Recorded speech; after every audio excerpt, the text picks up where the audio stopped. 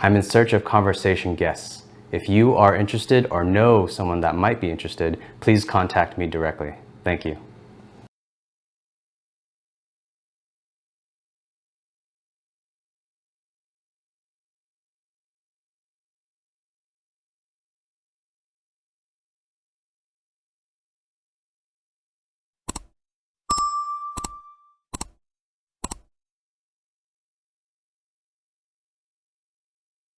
All right, so you're in a band and you've been doing music for a long time.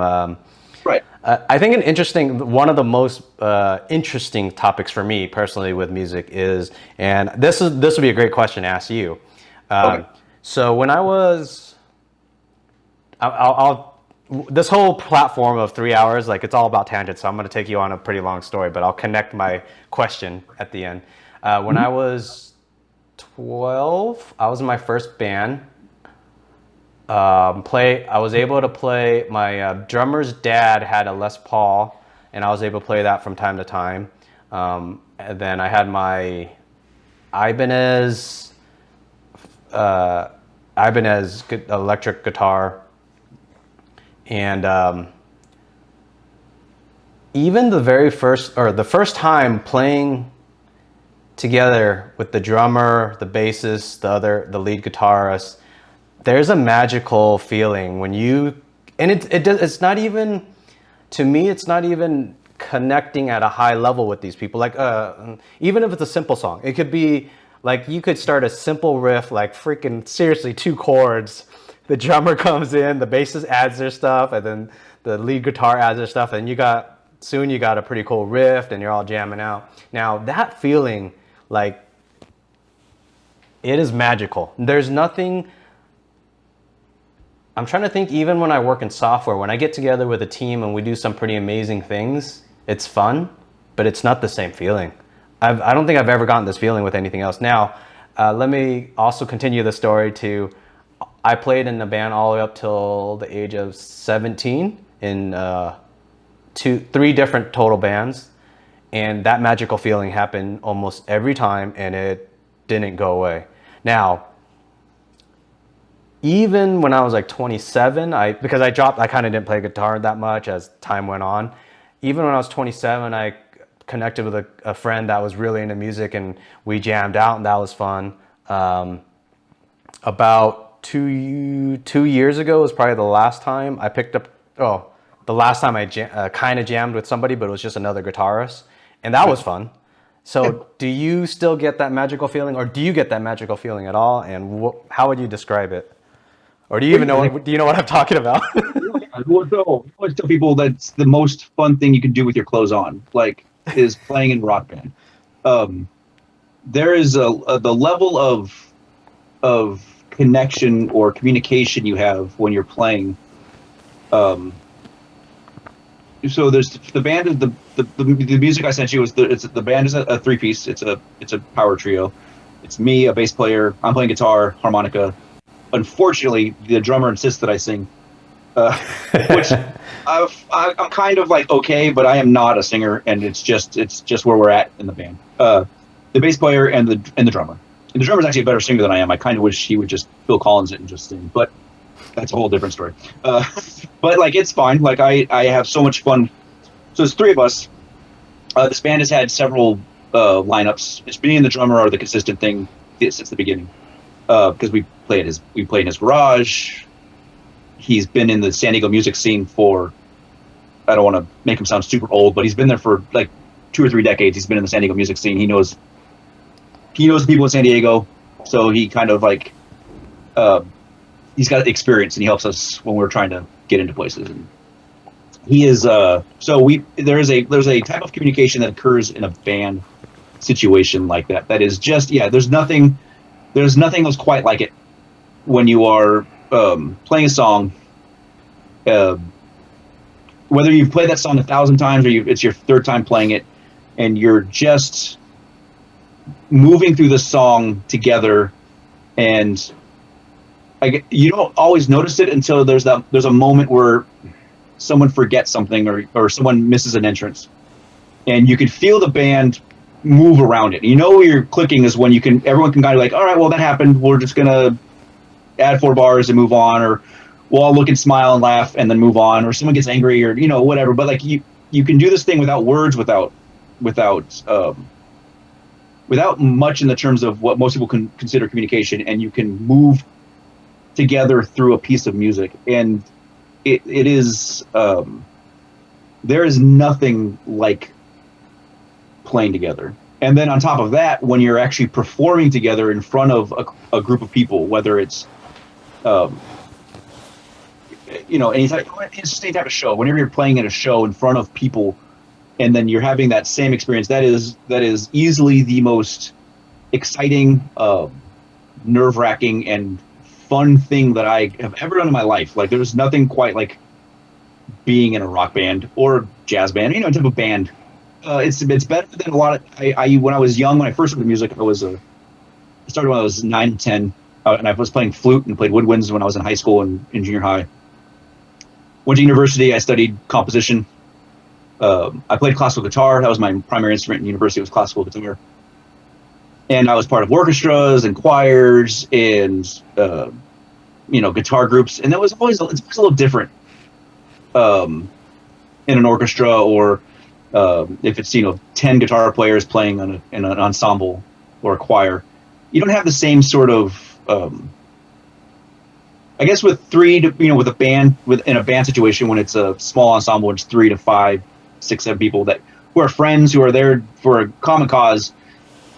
You just have you just get a much more intimate sort of communication that is unlike anything else within other types of music performance that I've done, or outside of music at all. Like, it is the most fun you can have. That's interesting that you mentioned the orchestra. Like at West Hills, they had guitar school for guitar classes only for I think 3 years. I was in the first year and the last year that they had guitar class. Was it Don Redman teaching him? No, it was was it Mr. Redman? Mr. He was the music Wright. teacher there for. Sorry, Mr. Wright. Mr. Wright. Okay, because Mr. Redman was there when I graduated in '96. My last year there was Mr. Redman had taken over the band side, and he was a classical guitar player too. So I know he was teaching some guitar classes. But I think when did you start at West Hills? 96. Okay, so you were like just at the end of when I was leaving. You came in just after it was done. I don't think Redman lasted much after I left. When we did the guitar class, and we had some performances, and you're right, we're playing 5 to 10 guitar players together, and it never had that feeling, never had that magical feeling. Same. And I think it's not that you can't. It's not that, like, I've seen like ensemble guitar groups like that do incredible things. I think it's just more to the fact that when it's a group that you've put more personal interest in creating, and it's your friends. You've been writing songs together, or if you're covering songs that you absolutely love, hopefully. You just it's more of a common cause thing. Whereas if you're a couple of students or you're hired guns, you show up and you're just getting the job done. Yeah. When the band Rattlers, as it is now, we write our songs together. So what usually happens, there's some exceptions to this, but what usually happens is I write a riff or two. I have a kind of an idea of how I want the song to go, take it to the band, I show them what I have, and then we hammer things out together. The drummer, Nos, he's the drummer. He gives the song some form. He kind of comes up with some ideas of how to move between different parts. If he didn't like something I did, Trevor, who's the bass player, who's a phenomenal multi-use. If you want to see a guy who can write some music and play some guitar, Trevor's amazing. He's playing bass in the band. He adds his own. He's like, "Oh, I'll do this and this. And what if we try this?" And then we just we hammer something out, and then it stops being my song and it's our song. And now most of our songs are kind of this common cause. The three of us are working together to create, and like you just have this sense of it's camaraderie, it's intimacy, it's all these things, and it is the most. It's the only thing that I've experienced that's like it is that. Like, there's nothing else that I've done outside of this that is the same sort of thing. I imagine maybe acting, I've heard of people talk about acting in similar ways, but I've never been an actor, so I don't. Yeah. I have, but not in any serious manner. And It's awesome like, to also. Oh, go ahead. yeah, and so like, yeah, it's just when you're like in a more of like an educational setting, it is just a different. It's a different feeling and experience when you're with 5 other students who have to be there, or they don't get credit.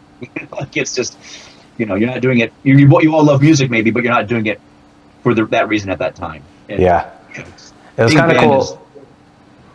You can finish up, sorry. No, it was cool for you to mention the way that you guys come up with a song. Maybe because it's not often that we as music lovers hear other people's process of doing it. So with my bands, I think all 3 bands that I was in, the way it would usually happen is it was usually me. I usually start one riff. I just start one riff, like literally anywhere between 2 and 4 chords and just one little riff. And then either the drummer or the bassist, somebody will say, oh, that's pretty cool. So they add in their little piece. And then if it was the drummer that comes in, and then the bassist will come in, add his piece. And then what we'll do is then most of the time we'll play that riff over and over, but then the singer is like, you can see the singer stand there and he's getting his thoughts for the words. He's trying to get his a flow for it, what he's going to sing with it. And then he starts adding in. And then at that point, probably our me and the basses are probably getting bored. So then we add a second riff. Right. So then that starts you get the second part of the song. Usually in a song, I'd break it down to like 3 or 4 parts. Usually, or I mean, most people probably would. There's form and stuff. And yeah. So we'll get the second part going, and then usually, it's either it could be anyone at either drummer, bassist, lead guitarist, or rhythm guitar that would add the second part, and that's how. And right at that moment, that magic. I mean, it's actually. I would say it's about when the third person jumps in. That's the magical feeling for me. Meaning, so I create one riff, the drummer comes in, and you're just like, oh, this sounds actually pretty good. And then the third person comes in, and you're like, holy shit, this sounds. The funny thing is, I want to say this sounds fantastic, but it feels fantastic. It may kind of sound like shit on the outside. I don't know, but yeah, but there's that moment where it stops being an idea and starts to feel like a song, or a piece. Mm-hmm. The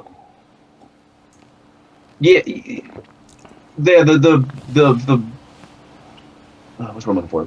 Yeah, the process. The creative process. It changes from time to time. Everything's a little different. Like for me, usually, I'm at home. I'm practicing. And I try to structure my practice. I'll do X amount of time of scales and drills, and then I'll play a couple of songs that I want to play that are just. I play a bunch of Zeppelin songs just because I want to kind of loosen up and get into what I'm doing. And then I will just start playing your own music. I'll start playing my old songs, and I'll play riffs. I'm like, well, I've got this, this handful of ideas floating around. Now I'm going to try to give them some form and try to give them some thought. And then when you get to the band and everyone else jumps in, and there's a moment where it stops being this kind of chaotic or this, like I said, it's just an idea where it starts being this idea and starts becoming a full completed song. And that's, there's only 3 of us, so I don't know if there's a number of us involved for us personally, but there's just a moment where you're like, oh, that's the song. That is, even if you're not done with it, even if we haven't finished writing it, you're like, okay, this is what it's going to be. And I can feel it already, and we're done. And when we finish the song, it's gonna feel great to finish it, and then we're gonna practice. Even then, you have to practice 100 times. Tweak it, make all your adjustments and things. Like for us with lyrics and stuff, like it's the last thing to do. Like there are times when we're going to a gig and we have a new song and I haven't finished the lyrics yet. And just sitting there before we play the song, like I don't know, I'm just gonna make something up all around here. I've kind of the melodic idea that I'm gonna sing, but the lyrics are just always end up being the sort of my bugaboo. Like that's like the last thing that I'm like, okay, well that's just gonna have to wait because this is not it's never been my focus musically is lyrics, so it's always like, oh, I have to do this thing now. And sometimes I think there's a couple songs where like Nos has stepped in. He's like, I got lyrics. I want to write these down and just sing this. And I'm like, okay, cool, perfect, that's great. We'll just sing that. As long as they're always good and they're never like we don't step on each other's toes in terms of how our personal feelings about issues. So it's always like, all right, great, perfect. We'll go. But yeah, otherwise, yeah, there's a sort of it's magical, or it's, inspirational, or it's a powerful moment where you're like, it's a song. And I might still be halfway through the first time we played it, but I can tell now this is a song. And you can see it, you can feel when they're feeling it. And you can tell when someone's sort of hesitant. You can, like, I can look over and Trevor's still thinking, or Nos is playing, and I can see him like, no, this isn't working yet. But then there's a moment where everyone's like, nope, we're here and we've got it. Everyone's on the same foot now. Let's finishing this thing. For my band, there's a couple of songs that it's a couple of our old songs. I joke that it took less time to write the song than the song lasts. Like, we wrote the song. Oh yeah, and it was done before we'd actually even finished the first time through the song. It's like, all right. But wow, okay. But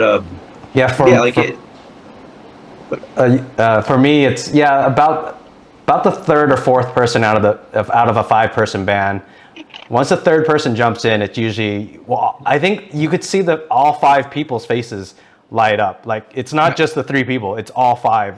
Once the third person jumps in, all 5 people are like, yeah, I think this is a song, and we're going to keep it, and we're going to keep on going. That's right. That's great. Yeah, it's fantastic feeling. That is probably the one thing over the quarantine that I've managed to maintain, is that the fact that I still play guitar. I never really stopped. I've had some a week or two here or there where I've been sort of, away from it, but the fact that I'm still putting on riffs, I'm still sort of in a songwriting mode, and we haven't met since last February. I think last time we met was over a year ago, because when drummer's got a family, Trevor's got his family. He doesn't have kids, but his brothers and his mom and Leah and I we have a very small bubble, just the 2 of us. And do you guys do? Haven't been able to. We talk. We still communicate. Everyone talks to each other in text, but yeah, we're just sort of like, we're waiting. We're just kind of on pause a little bit. I'm assuming like a practice together, like the 3 of you over a Zoom call, would be pretty tough. It's hard because they need to have a delay. Like, I know that some bands have done that. I think what would happen, our most likely recourse would be for us to record something, send it to someone, and they could play with it and send back a recording. I think that's maybe going forward. I've been kind of throwing that idea around in my head, like, how can we do that? Like, I'm in the office right now, and during the day, this is where Leah works, so that's those 8 hours are out of question. But with a little more organization, I might be able to start recording better. That I can record on my phone. I have a little recorder that it's fine, but I have good sound. I have a good DAW. I have some quality microphones that I can use and set up. And yeah, I think for us, the best thing would be to, record, send it to each other, and kind of bounce it around that way. Yeah. Otherwise, Zoom calls are hard because any type of latency or lag, and, a drop is just, it doesn't work. And you can get together and you can communicate and we can talk and we can work through stuff, but we couldn't actually play. Not the way we want to play. Who does the post-production or the stitching of the audio tracks for you guys? Who's Trevor definitely is the engineer. We recorded the album that you listened to. We recorded that at his house. We took the drums up into his bedroom, and there's a staircase that goes right into his bedroom, so we put a mic down at the bottom of the stairs, I think, and then seriously? Oh yeah, we mic'd his drums up appropriately in the room, because he has a vaulted ceiling in his bedroom too, so we mic'd up pretty high. It sounded pretty good. I wouldn't have guessed that you recorded it like that. Oh yeah. Well, that's one of the reasons it sounded good, because you get a lot of space with that, so the drums sound big, spacey, and so that was a whole day. We just got together. We recorded all of our songs for the drums. That was just to get to the drums. You did wait. You said just the drums, just the drums. You just do that first day for us. That we did that first day just to catch drums, so the rest of us are playing quietly, usually directly into the DAW, so Nos can hear it, so he knows where we're at in the song. Yeah. Then we got the drum tracks. Trevor, who's the recording guy, so he's got all the tracks. He's the one who's going to be doing all the mixing. He would just record his bass parts whenever he had a chance, because he was in his bedroom, and then I would go over to the guitar and sing. Yeah. sing in his closet because he has all the clothes in there, so it dampens the sound. And you good mic, and then play guitar. That's in the room too. But yeah, we would just Trevor is definitely Trevor is a pretty phenomenal engineer and producer. He's a composer too. He does a lot of I think he's really trying to get into video game soundtracks. He's does a lot of work with like a bunch of independent, very small like single developer video games. He's trying to get into that world by doing video game scoring. On the magical feeling when connecting on music with a band, has that feeling changed for you over time?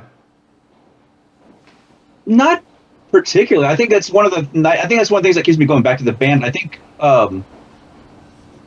you definitely have moments against the game relationship. You definitely have moments where things aren't as good as they can be. But I think the thing that keeps you going back is the fact that there's nothing quite like that.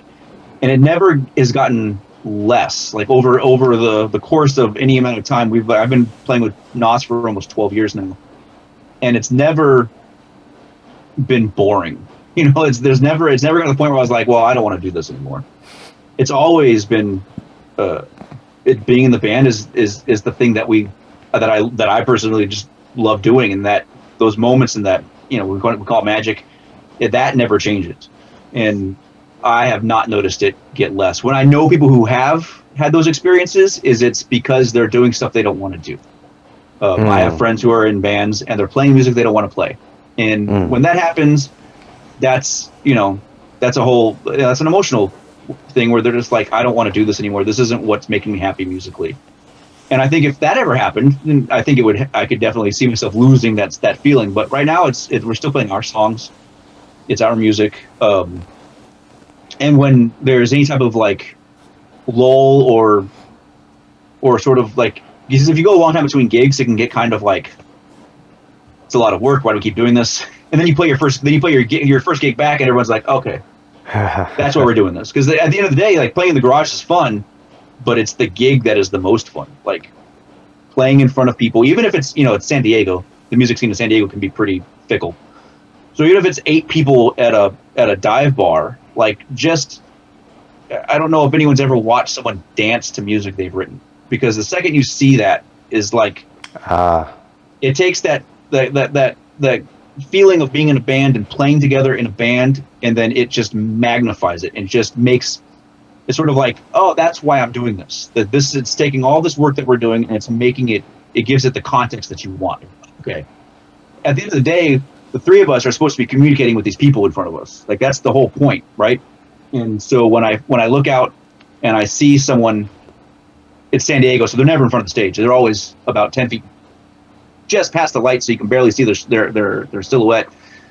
But when you see them dancing and you're like, okay, or that rare person who might actually know one of the songs for some reason because they've been to 3 or 4 of our shows and they know like the chorus because or the hook, and you can hear them just a little bit singing. You're like, oh wow, like that's I've never had that experience where the whole crowd's just singing one of my songs. It's never happened to me, but like just the taste of it, just a little hint of it, you're like, it's a rush. You get that endorphin, you get the adrenaline rush, you get that bliss of that blast of bliss where you're just like, okay, yeah, it makes sense now. This is why I do this. This is great. And then when that happens, and you look back and you look over and you see the bandmates having the same experience,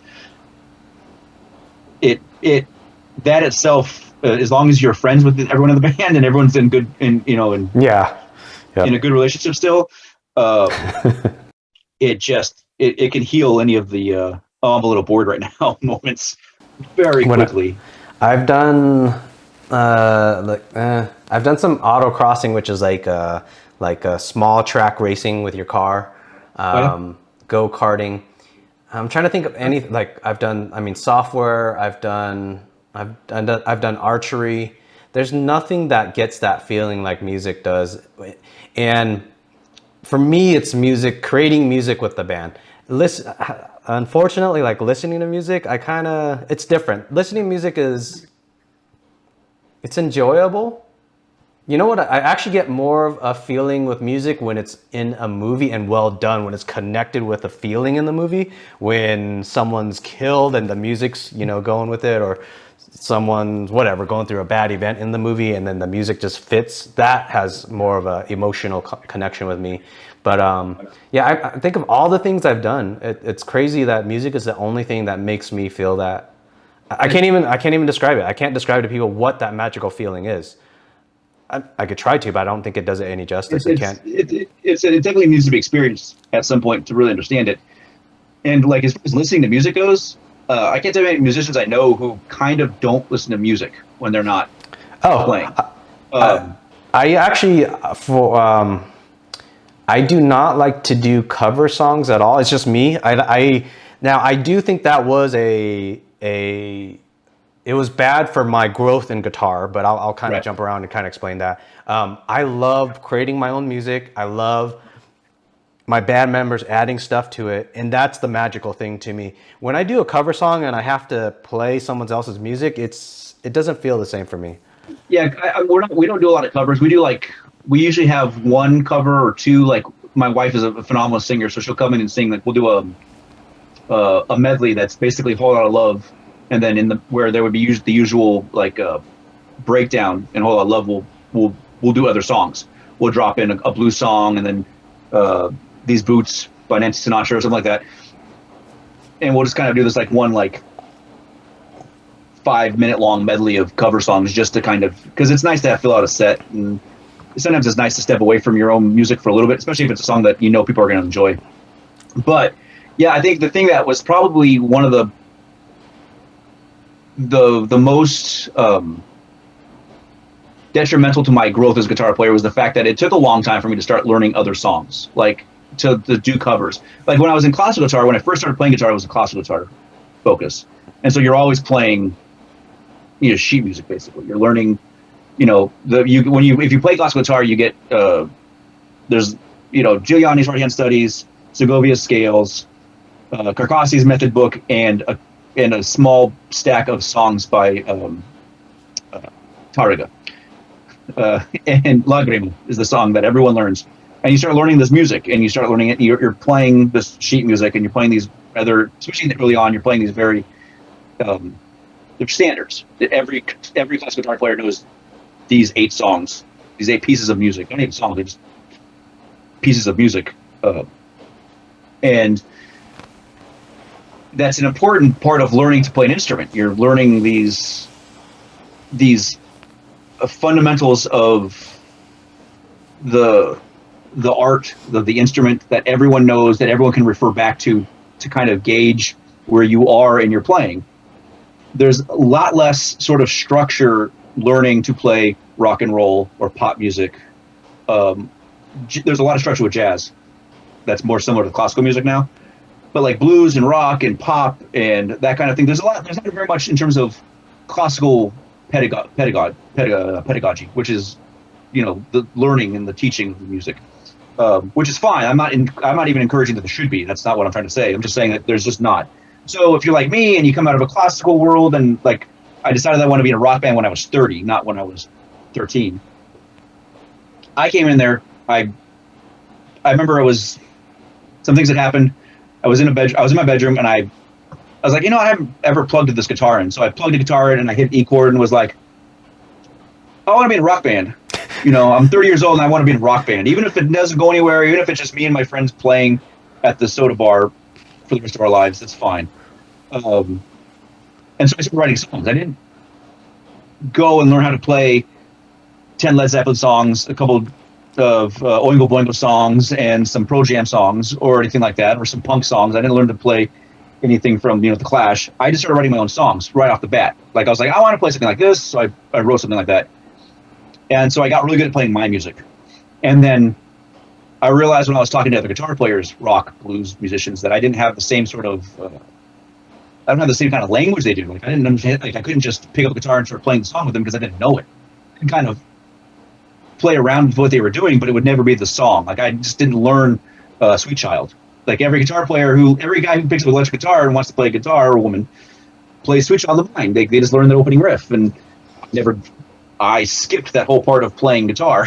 So I was like, I need to So recently, even over the quarantine, I've spent more time just trying to learn let me learn some songs that aren't my songs, just so I can have that like experience of like, okay, this is how to play something. You know, this is what everyone else does on the way to where I want to be. Let me go back and do that because I missed so much, and it's hurt me as a player. It's hurt me as the ability to like. It's hard for me to sit in with people sometimes. They're like, yeah, we're just gonna play some AC/DC songs tomorrow, and I'm like, easiest rock songs you're ever gonna play, AC/DC. Sometimes the rhythms get a little weird, but like for the most part, it's the same 3 chords for all their songs or 4 chords. But I'm just like, yeah, I kind of know it, and I'm like, I'm the only person who plays AC/DC and sounds worse than when I play my own garbage, and like. It's definitely like when it is definitely like an impediment if you didn't learn that way. Like, I wish that I had started off in a cover band, like, and then like expanded into my own stuff more. I would actually probably argue the opposite for you because I come from. So I picked up the guitar when I was, I want to say 13 or 14. And it was simply on, my cousin played a melody. I think it was Nutcracker Hall of the Mountain King, and I was like, I want to try that.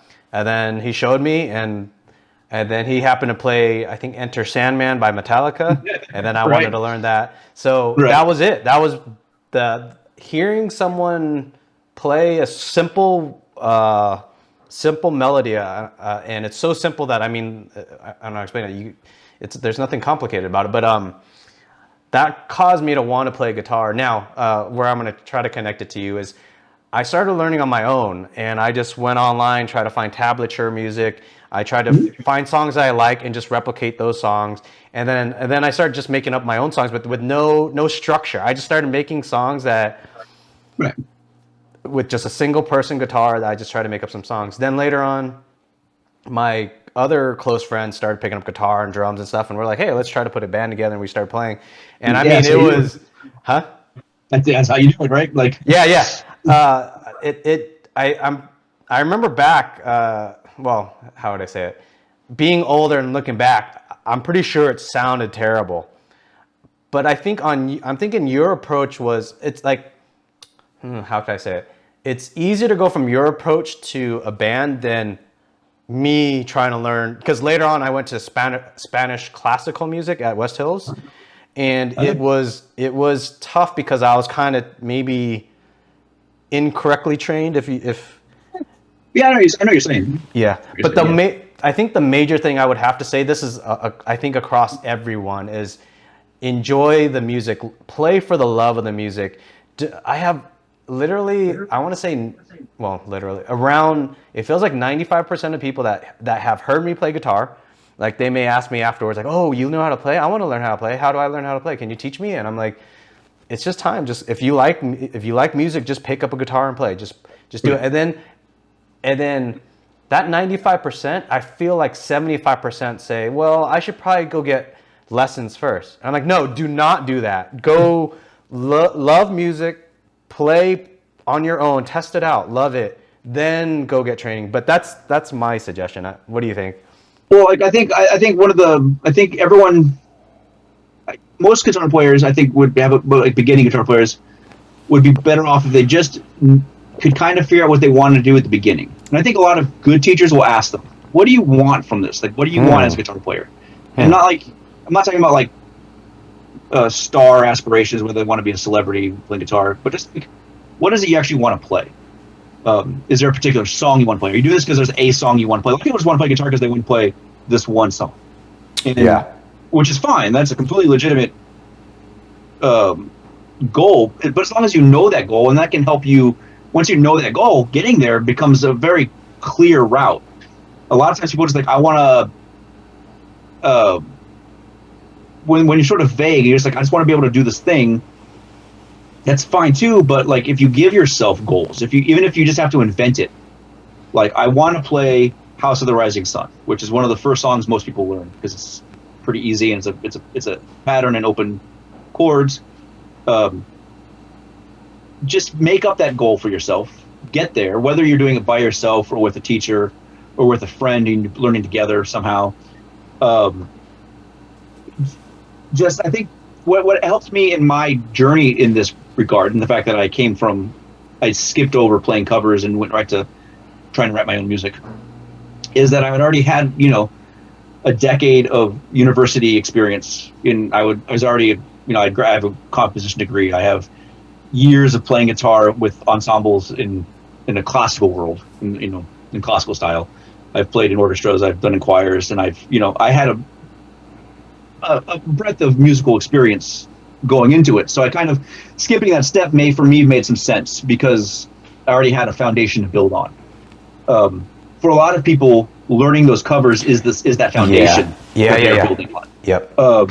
Because you're saying you're writing songs without structure, but you're giving even if you don't know what I would call the structure of a song, I assign things letters and give it a name like rondo. Even if you don't know those names, you're still doing a similar thing just by being like, hey, I repeat this riff 8 times, then we do the second riff, and then you're still giving that song structure. And the reason you know that structure is because you played a bunch of those old songs back in the day that you'd covered, and you just didn't go through the pain in the ass and the expense of learning an expensive education to get there. And my education was pretty cheap. I went to state school, but it was still it's still thousands of dollars just to be like, oh yeah, I know how that song goes, or I know the structure of that song because I can listen to it because someone sat there for 4 years teaching me how to listen to music, and which, by the way, I love a musical education, and if you want it, you should do it. But I'm not trying to downplay the important, the value of a musical education. But yeah, I think for me, it definitely was. That foundation of that allowed me to sort of skip an important step that I'm now going back and trying to rectify, just so I have this ability to like Trevor, who plays he's my bass player and the engineer.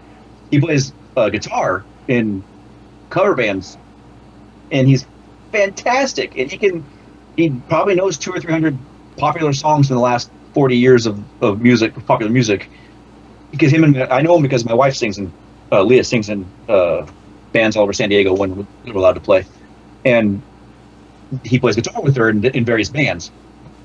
And that ability is to go into a place and be like, yeah, I know that song, I can play. I miss that. I wish I could have that. And it'll never be quite the same as maybe with Rattlers, but it's at least you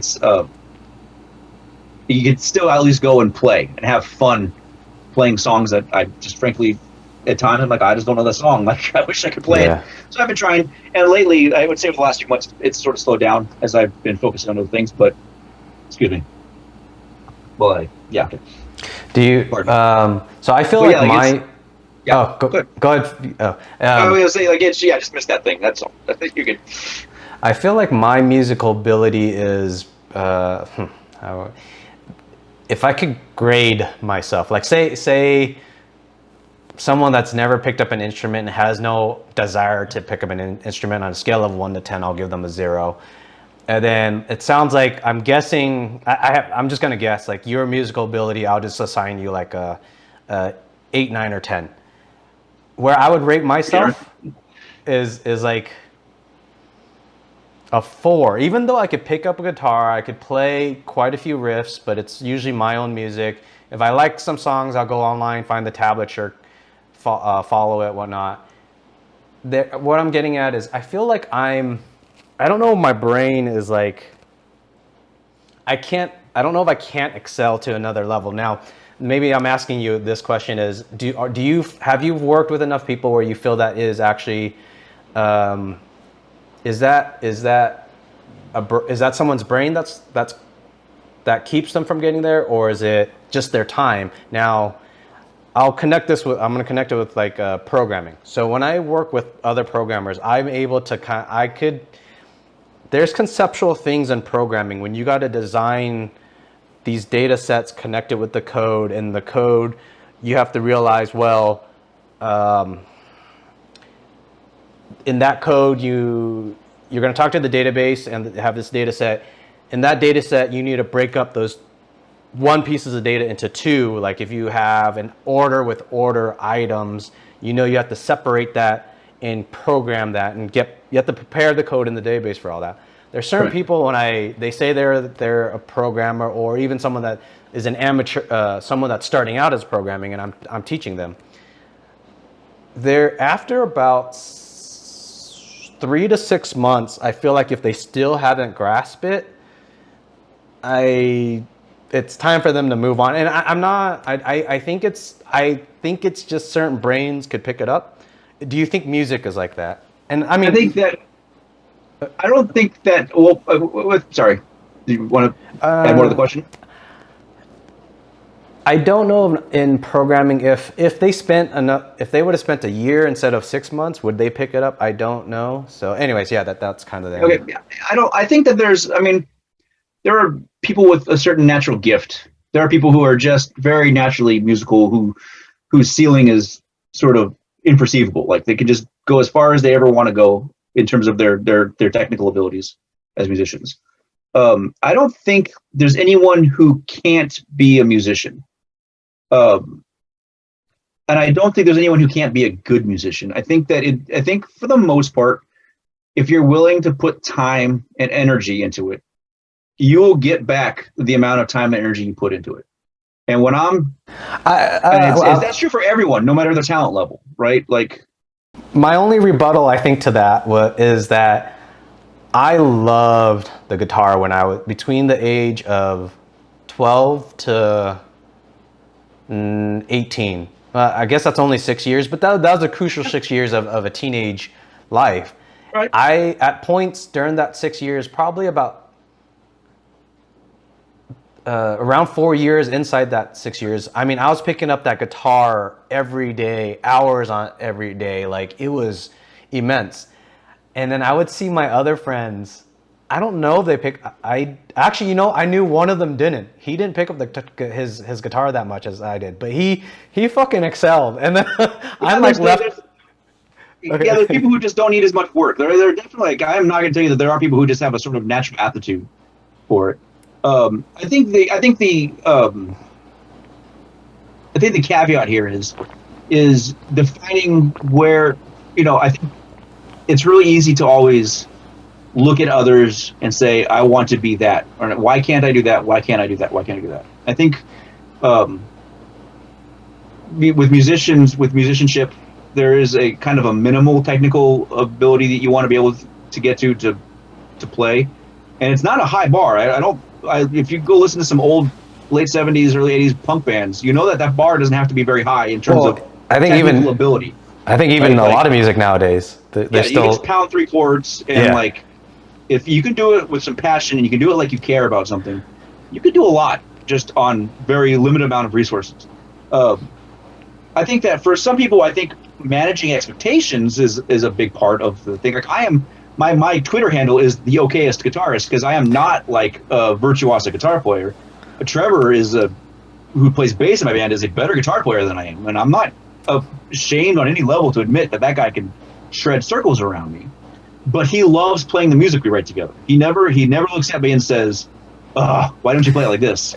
He's always amazed by he always tells me anyway that he's amazed by things that I do, because he would never think to do that. And it's because we come from different we come from different perspectives. What if it's a nice way for him to say, hey, you play like shit, but it's all right, man? I don't think he would be around if he thought that it was just like, and I always see, because as the person who's making it, I always think that I suck. Like, most creative people always kind of are incredibly harsh, and I listen to that album and I go, I wish I'd done this there. I wish I'd done this instead of that. I wish that I wasn't slightly flat when I was singing that. And we all kind of like really beat ourselves down. I mean, in terms of when we listen to our own, when we perceive our own creative output. I fully agree with that. Yep. And I don't think he has told me when he thinks I could do something better. Like when we're recording guitar parts, when we're doing stuff, we're laying down tracks for the album, he'll look at me and say, you can do better than that. Oh. Like, he's not afraid to be honest. He's not mean. He's rarely cruel or like, he doesn't say, oh, you suck. But he definitely is like, we can all kind of look at each other, the three of us, and be like impressed with other people's perspective, because he comes from a metal background. He was a metal guitar player growing up as a kid. He loved metal. He was he loves the 7 and 8 string guitars that all gent, and like he he comes very much from that very virtuosic, shreddy kind of world that I don't come from. Like the music that I love, and he actually likes a lot of the same music I do. It's not like we have very different tastes, but I'm much more into the kind of bluesier, hard rock, like kind of messier, sloppier style of music. That's a little more, it's a little rawer. Whereas he's a much more polished and at times capable guitar player than me. But it's it's a big tent, and people can, if you can find the thing that makes you happy, and you can just learn I won't say learn to be happy because that sounds like you're settling, but you can find the joy in that thing that you're good at doing. Anyone can be a musician like that. Like, it's just, I think, like I said, managing expectations, and that idea that, oh, people want to play like Steve Vai or one of these other virtuosic guitar players whose technical skill, whatever you think of their music, but the technical skill is undeniable, like just absolutely at times astounding, and can floor you. It's just not everyone's going to be there, no matter how much time I know for a fact that no matter how much time I put into it, I'm not going to get there. Not just because it's beyond me, but because it's not where my interests lie. So, I've kind of tried to be good about focusing that energy. Okay, well, I want to play like this. I should spend time learning to play like that, and really give it my all there. I don't think that any person can be a virtuosic musician. I think that any person can be a good musician, though. And there's that old cliche, which is a jazz player will play 3,000 chords in front of 3 people, and a rock player plays 3 chords in front of 3,000 people. Yeah. And it's just, what do you want from it? What do you want in return for your time? And I think that anyone can learn to have fun being a musician. Not everyone's going to be successful at it. Not everyone is going to be famous. Definitely not. Most people aren't going to be famous. I'm not. None of us are famous. We're not. I'm not trying to be here being I think 8 people know the name of our band, including our spouses. But I think as long as you have a sense of what you want out of it, everyone can get something out of playing music. Yeah, that's well put. Yeah, and it's just, and I think whereas opposed to, say, coding, I think big difference between music and coding is that coding has a very practical and pragmatic end result. If you have a person who can't code, the product you're making is not going to work, right? If you got someone who's kind of bad at music, nothing fails to work because someone was bad at music yesterday. It's not the same. So I think it's a lot easier to have sort of an objective goal when whether I'm at my job, the work that I do is very not as technical as being a coder by any stretch of imagination, but you can tell when someone's just not getting it. And if they're not getting it, I can't get the job done tomorrow.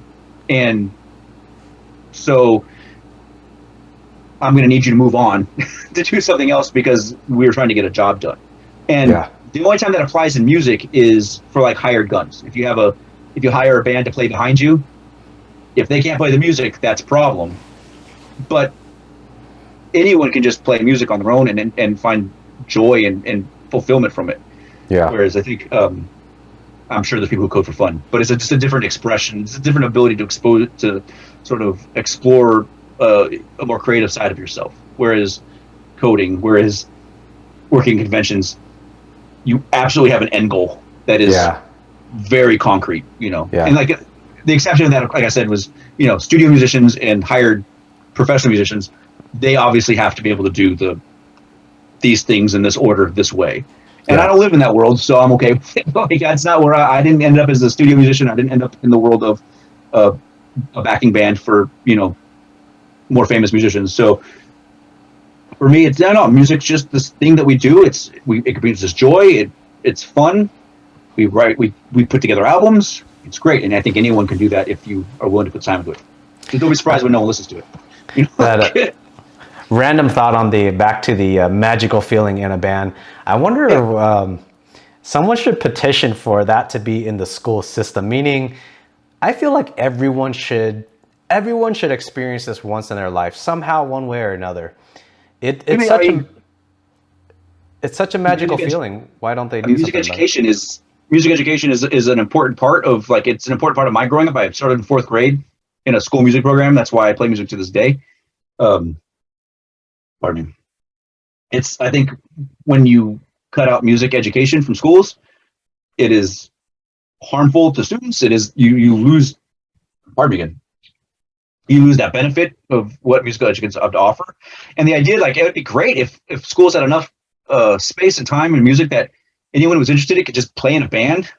You know, like, that'd be a fantastic thing. I worked for a few when I was teaching. I worked for some charter schools and taught a little bit here and there. And some of these schools had enough resources that they could have, like, you know, these kids play guitar. Like, these kids would get together and they played guitar together. And it wasn't like School of Rock or anything like that. It was like just an after-school program or even an in-school program. It was just during like an elective period. And they had a blast and it was fun. And the idea that people should have the opportunity to experience that if it is something they want to experience. That it's, especially as kids, I wish I had experienced it when I was younger. If I had ended up more in this world of music when I was younger, I probably would have gotten farther as a player earlier.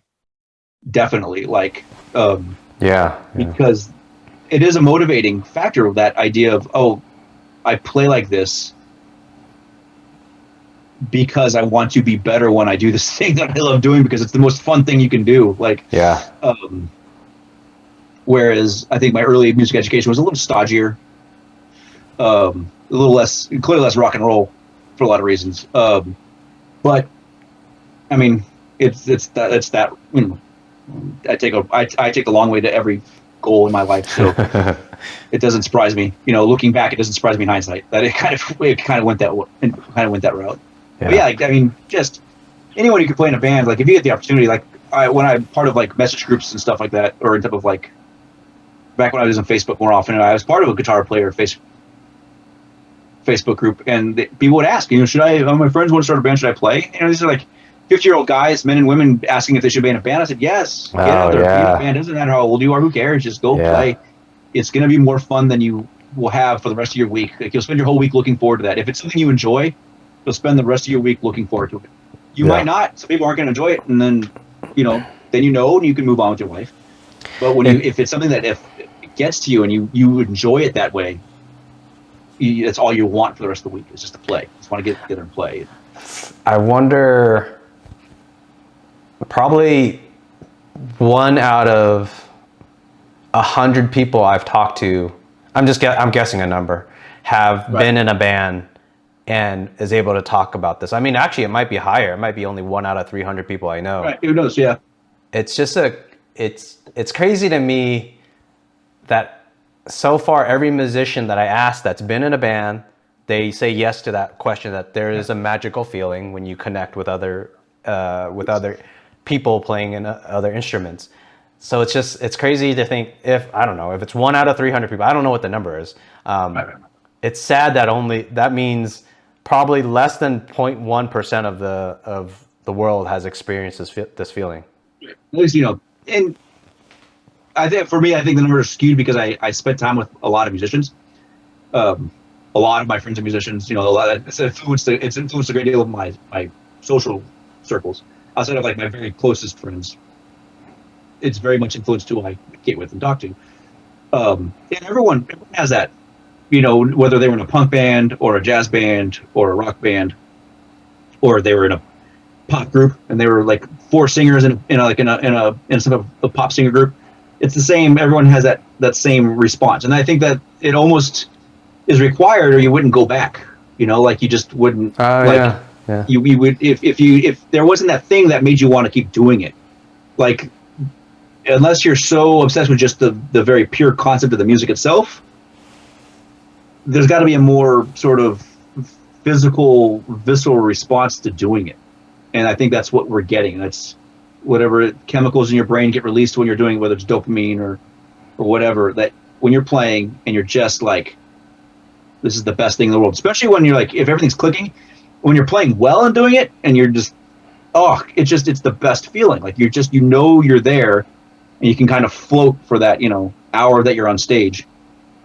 You want to go back and do it again until you use up that whatever that juice is. You just want to keep doing it. Like if I had my choice, my band would only play 3-hour shows. We would do it all the time, and that's all we would do with our lives, right? Yeah. But yeah, like I it's that thing that brings us back to being in a band. I think me and the guys, Trevor's the youngest and he's in his late 30s. Me and Nos is, a Gen Xer without any question of the idea, and I'm, somewhere in between. We're not young. We're frankly never going to be famous. Probably there's something else keeping us here other than like chasing fame. And it's definitely not us chasing fame. None of us are abused with this idea that we're going to be famous rock musicians tomorrow. And it's the fact that it is that much fun. It is that joyful of an experience. And I've had it go bad. I've had situations where you're just not happy to be there. But it's going to get better. You're like, it's fun. It'll get better. Tomorrow will be a better day, and we'll play well. We'll get together and we'll get back to that quickly. It's it's just sometimes, it's just that sorry. Just life. Yeah, it's just there's a thing that brings you back constantly. And if you don't find that, I think there's people who don't find. I think there's people who probably don't experience that. People with huge stage fright probably have difficulty experiencing it because it's so stressful. I have stage fright. I'm nervous I was nervous talking to you before I got here, sit down in front of the camera. And I get nervous before every gig. But for me, I have a way of sort of funneling those nerves into energy and being able to I love sound check because sound check is where I kind of work through my nerves of being on stage every gig. And I can see where if you have extreme stage fright where you have a hard time, where you can't get over that hump, that it wouldn't be enjoyable at all. It would be just very difficult. And it could be more stressful and more anxiety inducing. There's a lot of famous musicians, a lot of famous rock stars who have extreme stage fright I don't think they have the same joy playing live that I do. They might have that feeling that we're talking about when they're rehearsing with the band. They might have that absolutely when they're in a quiet studio with just themselves and their band. But once they get in front of humans watching them, they just lose it. I think Michael Stipe is famously has huge stage fright. And so I can see why that aspect might not appeal to everyone. Yeah. But you'll always get back to there. I think if you really love it, and you really want to just do nothing but it. If it's the thing it's that only thing you want to do, you'll eventually get back there and do it again. Not many people retire from being musicians. Not many musicians retire. They might stop touring, but most musicians are musical. They do music until the day they die. They're still thinking about music. They're still, whether it's playing at home by themselves, they're still playing. Yeah. And that's, I think, people shouldn't underestimate the joy and the quality of just playing your guitar by yourself. I'm putting over here because there's guitars over here. Just playing, by yourself in your house. There's nothing. I know people who I just want to play by myself, and I'm like, that's fantastic. You should do that. That is if that's going to be what brings you joy, then you should play that music by yourself in the corner of your house that you play your music in. And except for if you listen to me, get in a band and try it. Right. But they should try it. And I always tell them, the other thing that I think playing with other people does is it makes you a better musician in general. Oh, huge, yeah. Playing with other people is just an important part of most musicians' growth. Just across the board.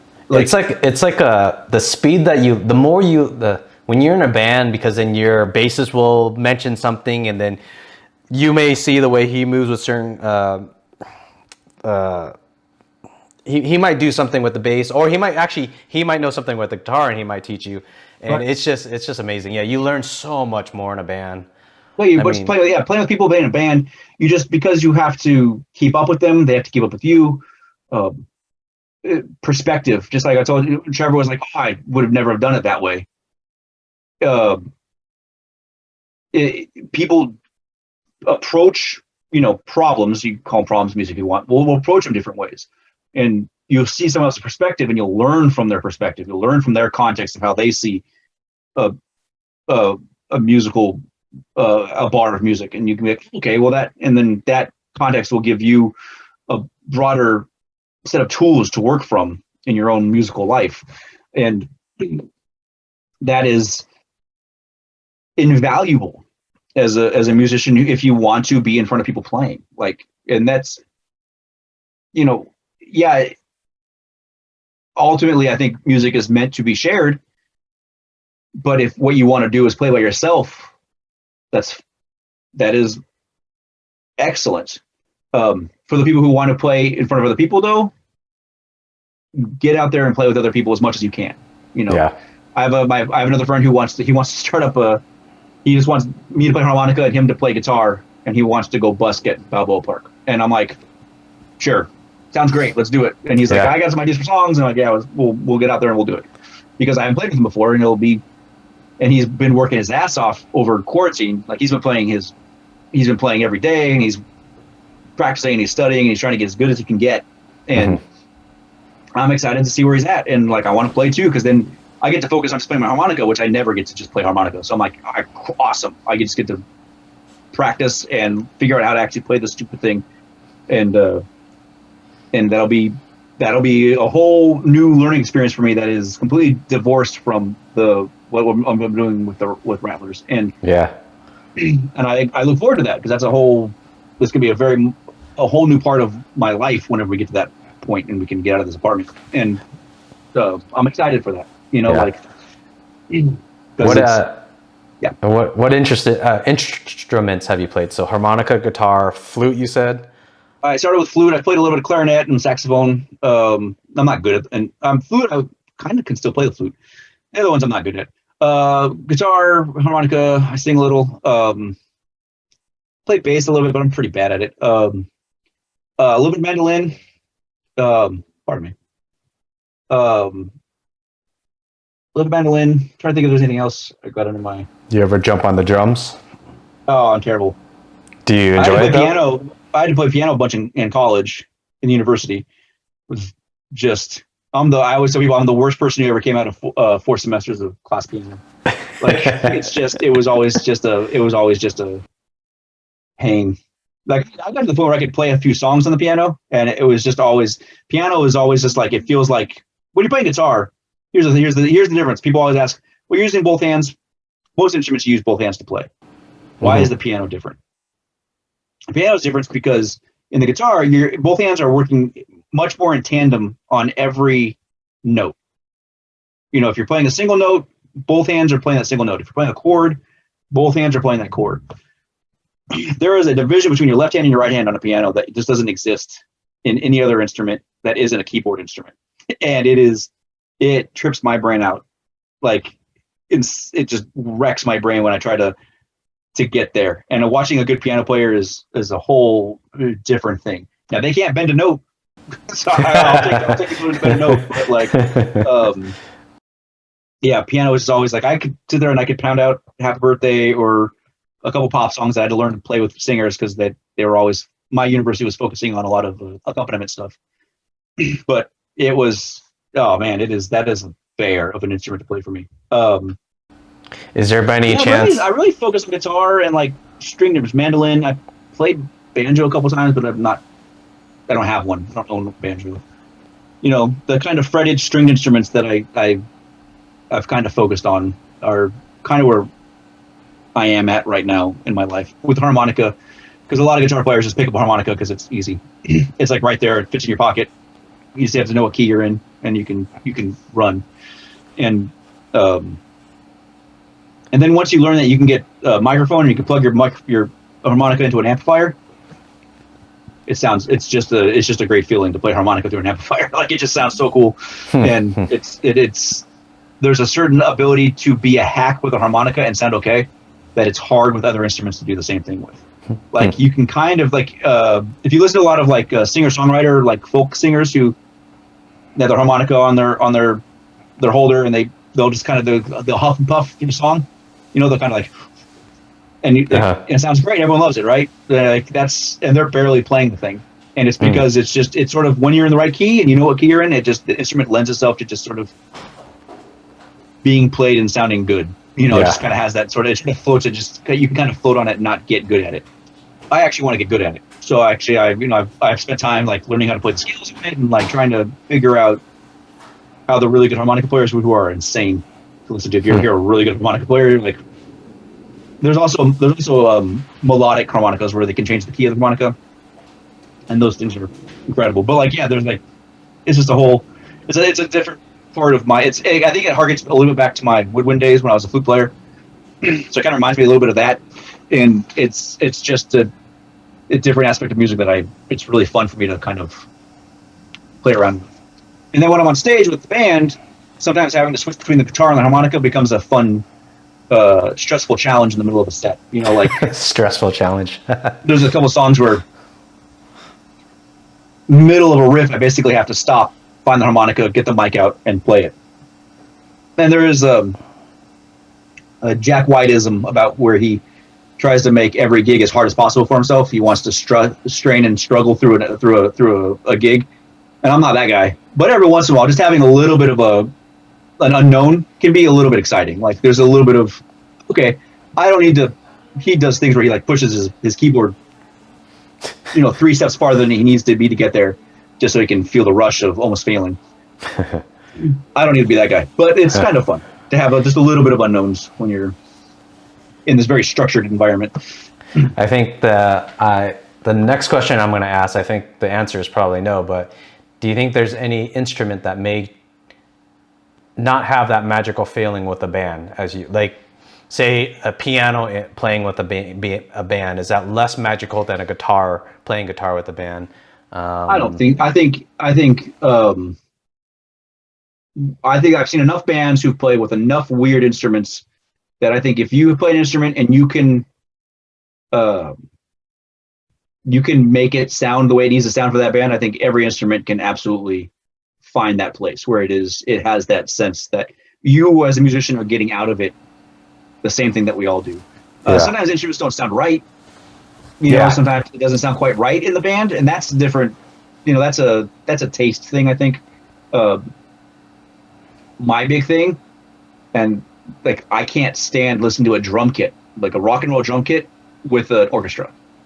When I hear that, my brain just turns off. It goes, nope, I don't like this. And it's a weird thing, and you don't notice it until you think about it, and then when you hear it, it just becomes like this pet peeve. It's just a pet peeve for me. Yeah. Like it's just where I'm at, and I definitely don't. I don't go and yell at people online about it. I just, when I'm listening to it, I go, oh, no, okay, it's that thing. That's just a taste thing. Like sometimes you hear people play the wrong sound, but maybe they think that's awesome, and I guarantee you someone else out there thinks it's awesome too. And I'm just one guy who doesn't think it's awesome.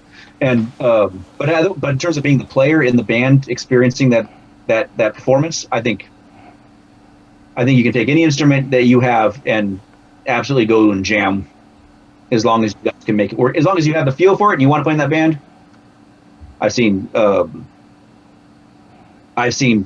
like Eastern, like erhus and Japanese and Chinese traditional instruments being played in rock and roll settings that sound amazing, and you can tell those people are having a blast. Like they are there to jam, and I don't think there's any limit in that regard. I don't think that you're gonna find an instrument that's gonna prevent you from enjoying the situation. Yeah, that earlier thing when I said about if someone finds out that I play guitar and I show them a little bit and they're like, wow, you play guitar, then their next thing is like, oh, I've always wanted to play. Have you had people kind of say that to you? And then have they said, well, I should go, or a lot of them said that they want to go take lessons. And that's where I say, no, learn just to play by yourself at home. Learn some songs, pick a song that you like. Would you have any input on that? Like, that's actually not a good idea. That's a bad idea. I mean, okay, so first off, everyone learns their own way. And I think that if you can teach yourself, you should spend some time teaching yourself. I think that having another person there to help you recognize what you're doing and what you need to do better, I think is invaluable. I think I had a couple of really good guitar teachers coming up who were fantastic. I have Trevor, who every once in a while I'm like, hey, I'll pay you for a few lessons. Just I want you to show me some stuff. And he goes, all right, cool. And just having him there to like do this, and then I'm like, all right. And I'm probably a pretty easy student for him because I have a large musical foundation. And I can be like, okay, I get what you're saying. He doesn't have to dumb anything down for me. He doesn't have to. That's a terrible term. Dumb. He doesn't have to make anything simple for me to catch on. I really would encourage everyone to do both at the same time if they can. You should finding someone who could teach you. And the other thing about teachers is finding the right teacher, which at times is going to be harder than even just. It's always going to be harder to find a teacher. There's 1,000 guitar teachers everywhere. Finding that person who teaches you the way you want to be taught, the way that you can learn, is a chore. Unless you get really lucky, it is probably I think it might be one of the things that prevents a lot of people from learning is they go to a guitar teacher and the guy or woman hands them a group of scales and maybe one or two songs, and it has nothing to do with why they want to play guitar, or it doesn't speak to them. So the next step of trying to find a different guitar teacher to teach differently, that from finding the first teacher to finding the second teacher is a huge step of effort that most people would be rather just. It's easier to put the guitar back up on the wall or in the case, and move on with their life. That's unfortunate. And when you're in university, oftentimes you have opportunities to learn with multiple teachers. We had several guitar professors in the classical. We had several composition professors that you could learn from. You also had classes, so that you could go. I had composition classes with multiple composition professors, and it was very easy to figure out that was the guy who's going to teach me well. He teaches in a way that I know I'm going to learn from him, which in my case is usually strangely mean and aggressive. I like teachers who can get in my face and tell me what I need to do better. Whether it's martial arts, whether it's music, whether it's how to do a job. I need someone who can just confront me with what I need to know and say, you need to do this, you do this, you do this. And if you don't do those things, you're not going to get there. That's what I need. Some people need a softer hand than that. Some people want a more gentle. And so in a university environment, it's really easy to find the person who can hopefully in that staff who's going to teach you the way you need to be taught. In your private life, you got to pay this person $25 to $40 an hour. And then the idea that I didn't like that guy, so I have to go find someone else is that's a huge hurdle, because it sucks, because that's just now you're doing work just to do the work, and that I think that affects a lot of people adversely in learning music.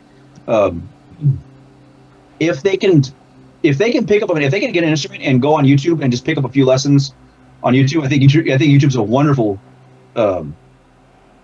resource for beginners, for more advanced students. Just because every once in a while, I got to learn a song, and I don't want to spend an hour listening to it. I can just go teach me how to play the song, and they'll teach me real fast, and then I can go listen to the song and put them together.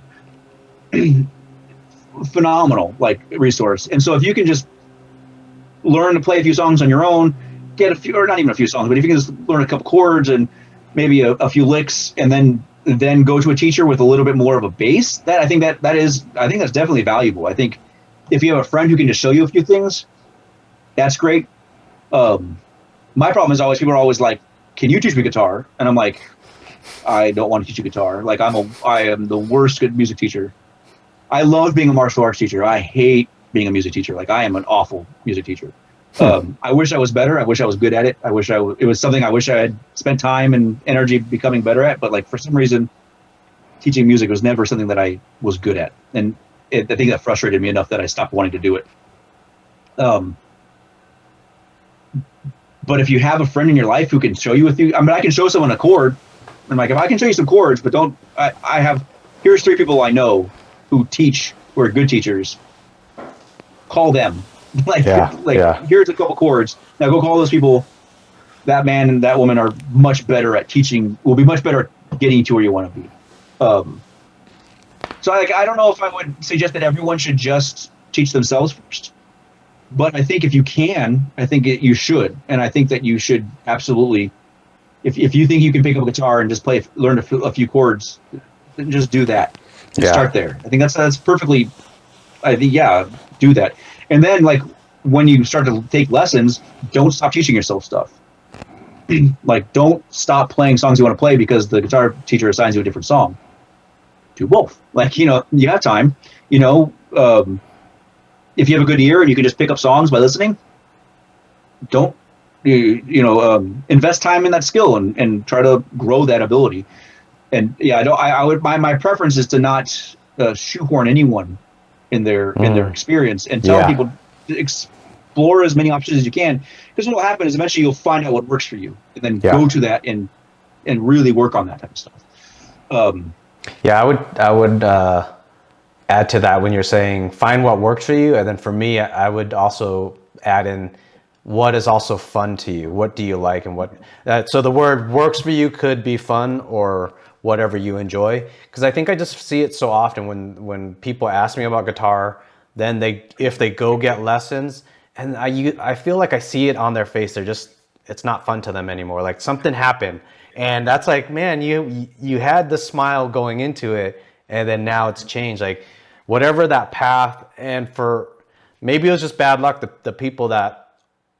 All the people that I've encountered like that were people that went to go get lessons before trying to just learn.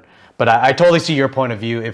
If they try to learn at home, and they could have bad results from that too. So it doesn't work for everyone. I think there's definitely a point where a lot of people hit that wall of it is hard. Like there are parts of playing guitar that are hard, like that aren't easy. And I don't ever want someone to think that playing guitar is a super easy thing. Like just watching someone get between an E chord and an A chord when they first learn the E and the A chord, whether they're playing it with finger, whether they're barring stuff or not, like just watching someone have to do this over and over again, because when they're trying to switch chords during a song on beat, like that is not. Oh yeah, It is not a natural thing to do. Like that is difficult. Most people have that takes time. Like, and I think for a lot of people, they don't realize that there is a lot on the front end. I think it's the early learning curve with guitar. There's a lot at the front end that if you can just get over, if you can just power through that one part that is it's just repetition and doing it over and over again. When you get over that crest, there's a lot of fun on the back end of that crest. You just got to put that work into it. And I see a lot of people who burn out because it's not easy. Like it's just like the most talented people I know in the world who can pick up something and they will fly through stuff super easy. They pick up with no problems. We'll still come back and be like, they'll hit that wall at some point, but like, this thing was hard. Like I just had a hard time learning this thing, and you just have to do it over and over and over again. And if you don't have a lot of initial facility, if you don't just pick up the instrument and start playing, it's that first part that's the hard part. Like getting through that initial, and it was for me too. Like I was 18, I think, when I first picked up guitar, and I was like, I would come out of playing woodwind instruments in high school, and I was like, okay, I want to play guitar now because I want to do some other stuff musically, and that was, it was classical, so it was finger picking and on a footstool. I was playing like this. Yeah. And that those first few months of playing guitar were like, okay, I have to relearn how I use my hands and conceive of this music. Now, I was lucky. It wasn't as hard for me as it was for some people. So I got through it and got onto the more fun stuff relatively quickly. But you can see it. Yeah, I can see when people are like A, E, and you're just like, oh, I'm sorry, man, I know what you're going through. Like, I promise you, if you just get through it, it gets easier on the other side. That's fantastic. I think that. Oh, go ahead. I think with when you have a teacher, again, teachers was one of the things why I don't think you're entirely wrong about how teachers can kind of feel like they suck the joy out of things, is because they'll tend to have a curriculum. When you go to a teacher, they'll tend to have, this is how I teach people to play guitar. This is the pedagogy that I learned is this. You start here, and then you go here, and then you go here. Yeah. And it's I can understand why, for someone who isn't used to that, if you're just coming into it because you want to be a hobby player, that is very daunting. I think it can affect you very adversely. And I think there's a lot of people on YouTube now really trying to get past that sort of structured guitar teaching, because it should be more fun. And like, there should be, sometimes I feel like you should attack the guitar first from the fun side, and then gear the students into the boring stuff after they've had some of the fun stuff. Yep. Pardon me. Because scales are boring. There's no way of making scales fun. They're just something you have to do over and over again. I do them every day. Every time I pick up a guitar, the first thing I do is I play a handful of scales. I pick a couple scales or modes and I play them. and it's never fun. And there are days when I'm really bad, and I'm like, I can't do anything right today. And if you're just starting guitar and your entire experience is I can't do it right today, it sucks. Like it is in any instrument, not just guitar. It's a terrible feeling, and it can be kind of, I think, crushing. So I've seen guitar players or guitar teachers who are trying to come at it from a different route. They're like, well, let's try to make it so it's fun first, so you get to see what it's going to be like a little bit. And then later, okay, here's how we're going to expand on that with scales and with more difficult chord progressions and that kind of methodology. Because definitely the classical sort of old school guitar teaching methods can be pretty. I mean, I can see how initially that could really wash someone out real fast. Yeah. Playing guitar. And I think your angle and the explanation of all that is fantastic. I didn't realize, I think by you explaining that the way you did, it made me able to reflect on my journey with the guitar. So meaning I was okay with, when I picked up the guitar at 12, 13, 14 years old, I was okay with the Nutcracker song, which was it was one note. There's no chord, at least the way I learned it was no chords. It was just the melody. Yeah, the melody. So I was okay just playing one note at a time. I'm learning a song one note at a time, and I didn't.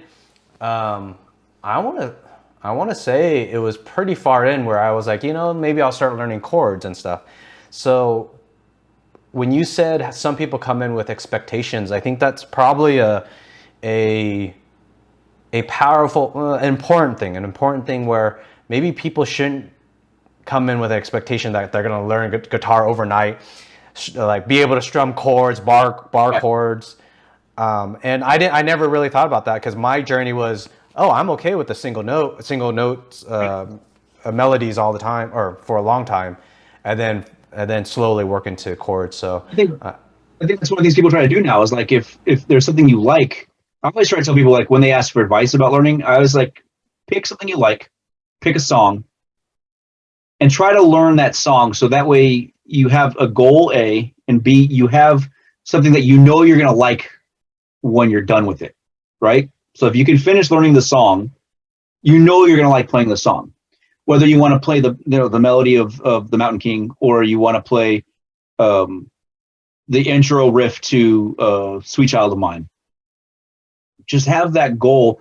So that way, the least thing, if you can put that little bit of work into it, you can get there. The least thing you're walking out of the experience with is that one thing. Like, you can play that D study that starts off Sweet Child of Mine. That's that string skipping study that he plays there for, because that's a funny story. But that opening riff is a string skipping study. It's like a drill that Slash was playing just to warm up, and after I was like, that's amazing, we should turn that into a song. Like, if you can just if all you come out with is be able to play that first opening riff to Sweet Child of Mine, and that makes you happy, like, at least you got that out of your experience. Like, and I always try to get people to like, first learn to play the song. Like, just find a song and learn to play that song. Even if you just go to YouTube, see if someone will teach you how to play it. Also, you'll figure out songs that aren't hard to play. Like, truth is, Sweet Child of Mine, that opening riff, if you've never played guitar before, it's not hard. It's not really a hard riff, but if you've never played guitar before, it's a mountain to climb. Yeah. But it gives you a goal. If you just want to play a song that you can strum and sing to because you like strumming and singing songs, like, start there. Like, start there and try to get that fun out of it. Find a song that you want to do that with and learn that. And that way, the least you're coming out with is this one product. Like, learning to learning was it pottery, like throwing clay?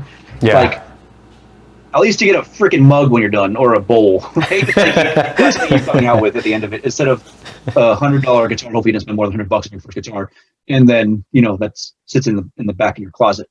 Yeah. At least that's something you can keep playing, because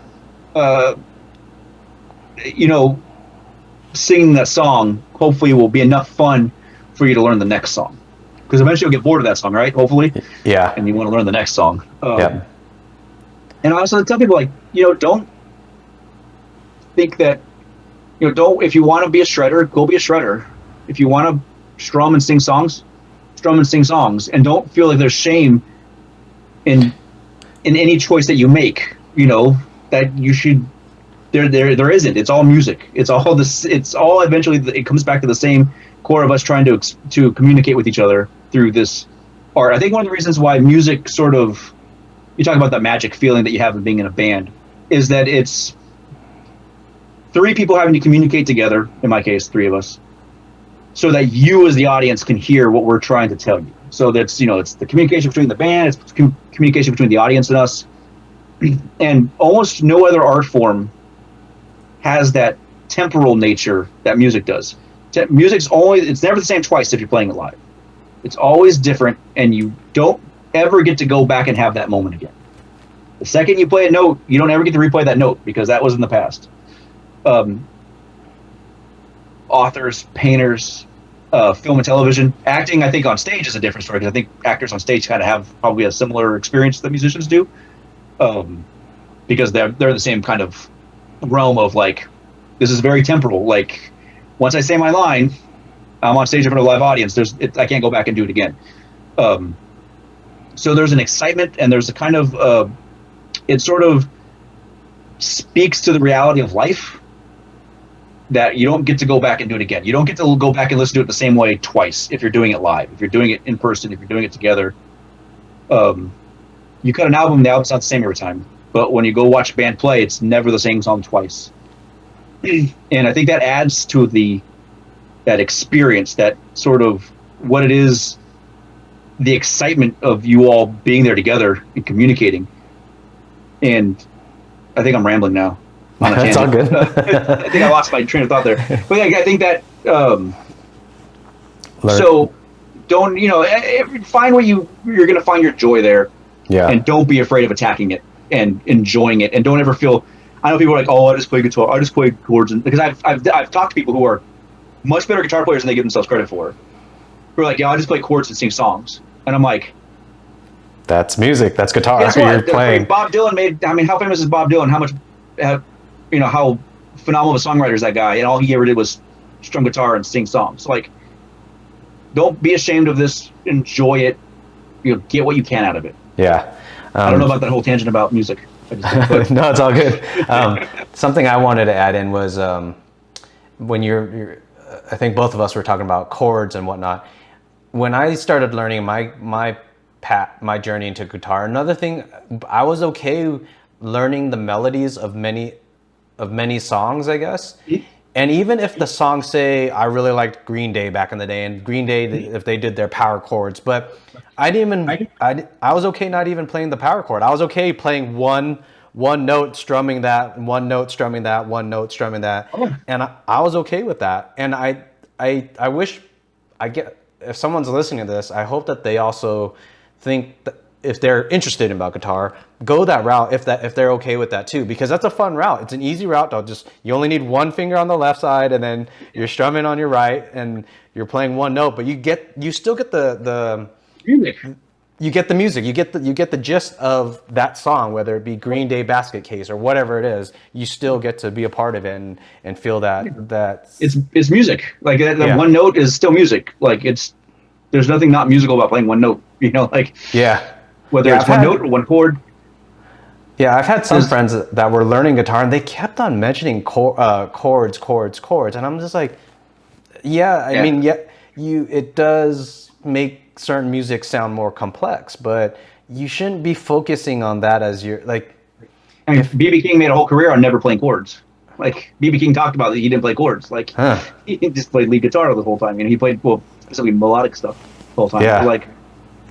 So music isn't defined. I mean, you don't have to define music by chords.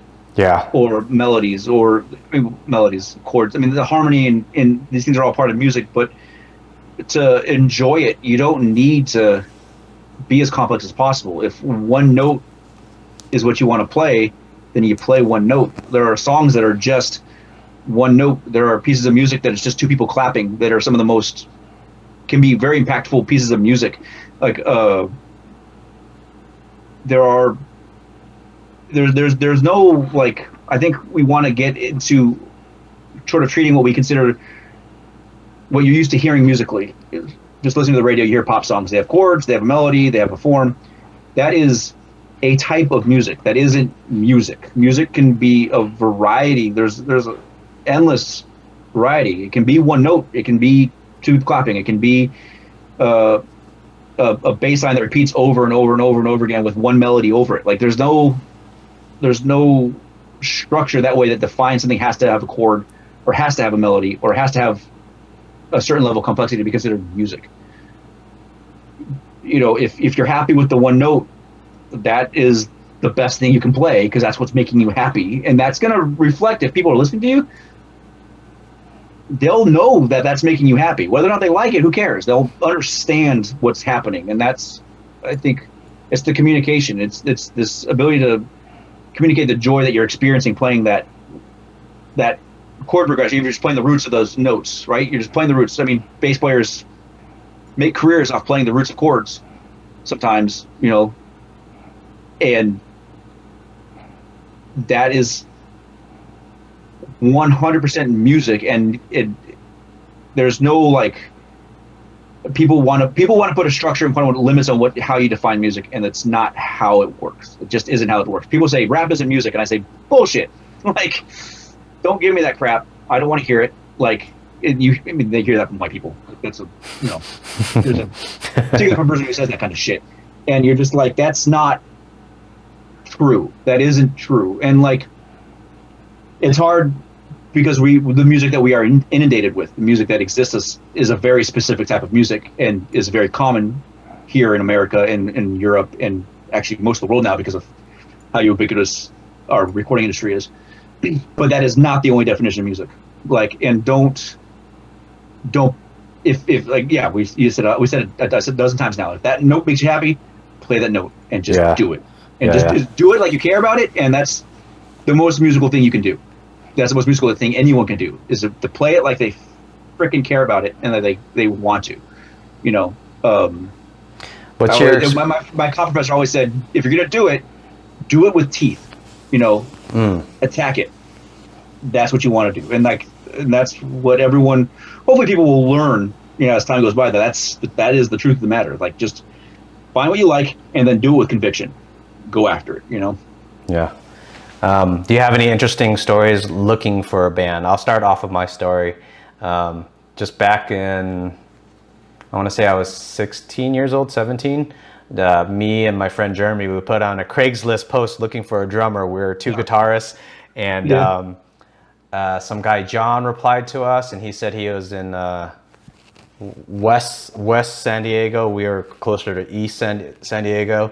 So we chit-chatted back a few emails back and forth, and then he gave us his address, and we drove out there. For us as kids, it felt like a long drive, like a 35-minute drive seems like forever. And it was totally fine, but you know, back in the days with the internet, we didn't, I don't think we swapped any pictures, so we didn't know what to expect. We didn't know. Yeah. Everything worked out fine, but it was just that fear or anxiety of driving up to a house. You don't know what to expect. The guy says he has a big room for the band. He has a drum set, and we bring our guitars, our amps, and worked out fine. We connected well and played for a while. But I think that was just, you know, the time of the internet and searching for a band member. The one interesting thing I would take from that is it was interesting when he said that every band seems to be looking for a drummer, and it did seem true. Like, it was because guitars are so easy to have, and a bass guitar. In San Diego, everyone in San Diego is a MMA guitar player.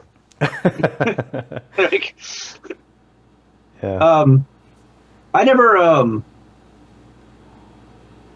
So the way this band started, this band has gone through several iterations of itself.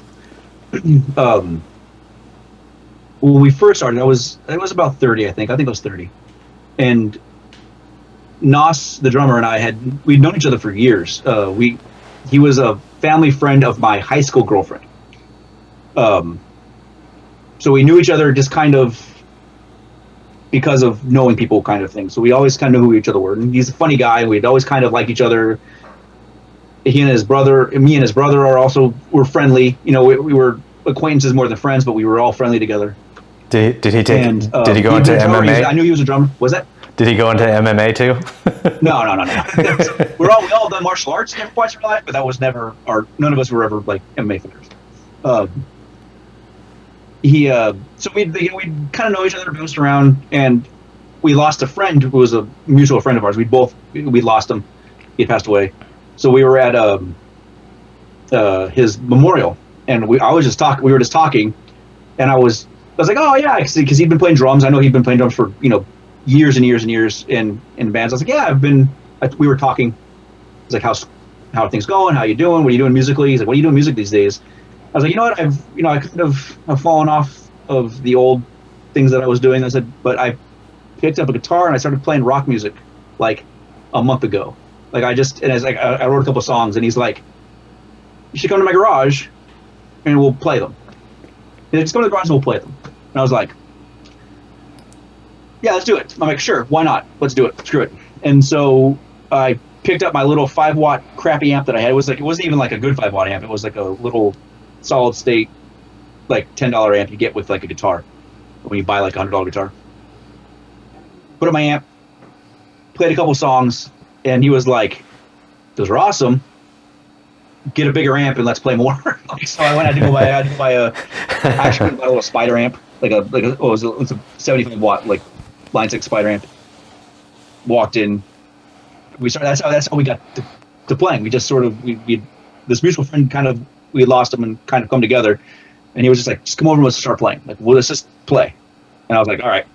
So we went over and he's one of the best things that I can say about him as a musician. There's a lot of good things to say about him as a musician, but my favorite thing is that he's very good at envisioning a song. Like he hears the thing and he knows he has a very good idea of how he wants it to sound. That doesn't always agree with what I want to sound, but it always gives me it always gives us a direction. Like he's very good at giving things direction. As a drummer, he's phenomenal at just leading a song. Like he knows the songs that we're playing, and he knows how to get us from point A to point B. He knows how to make sure that if you get lost, he can get you back on track just by the way he plays. And which is one of the best skills a drummer can have. Like you can have the best skills in the world, but if you can't lead the band, like I've listened to drummers, so I'm like, man, that band is lost. Like you can tell the band is lost because the drummer isn't doing anything besides amazing fills. And so but when the drummer can actually lead a band, like, it is a phenomenal feeling when you're playing. And so that was the start of our work. He was like, all right, cool, let's change the song this way, let's change the song this way, and now we have a song. And then we just started pulling friends in. We're like, who wants to come play with us? Like we need a bass player, we need if we get another guitar player, that'd be great. Like we could just do this thing. And so for a while we were a 4-piece. A couple other members come and go, like people just have lives and they can't always stick with it. And then eventually it ended up being me and Trevor and Nos. So now it's the third name of the band that we've had, and it's still just me and Nos. We play a lot of the same of those old songs. Those first songs that we played together, we still play. But yeah, like like I said, I came to rock music a little later than most people do. Like I was 30 and was like, I want to play in a band. Like I want to do this now. And so I never had I've never had to deal with the whole like searching for a person. Yeah. Like other than like trying to go, because I have enough friends who play too, also like who want to play, that like eventually all I can do is send out a couple emails. Like for our wedding, when Lee and I got married, I think it's almost 4 years ago now. We put together a band and we just played all night. Like we were he's like, your wedding gift to us is that you're gonna listen to us play music all night. Suck it up. So we got a bunch of our friends together. We got my band and we got some friends from her bands. Eddie came and played bass for us, and like we just showed up and everyone got together and played. Charlie and Willie sang. We made Charlie and Willie sing with us, and like we just did this thing. And for people listening, Charlie and Willie are friends of ours. Yeah. And yeah, so like I think I've had been lucky in that I haven't had that have that yet, that sort of gap. That not knowing the person, bringing them in and seeing how that works out. I had to meet someone who I didn't know and play with them. I didn't have to I didn't have to go to Craigslist. I think it was a brief period before me and Nos got together that I was kind of like starting to field the idea of like, okay, how do I find someone What do I need to do? Like, there's a couple guys at work who played, and I was like, well, maybe I'll talk to them. And then Nos was just like, hey, come play with me. And I was like, well, that solved that problem really fast. So I got pretty fortunate there. Yeah, I think my that realm.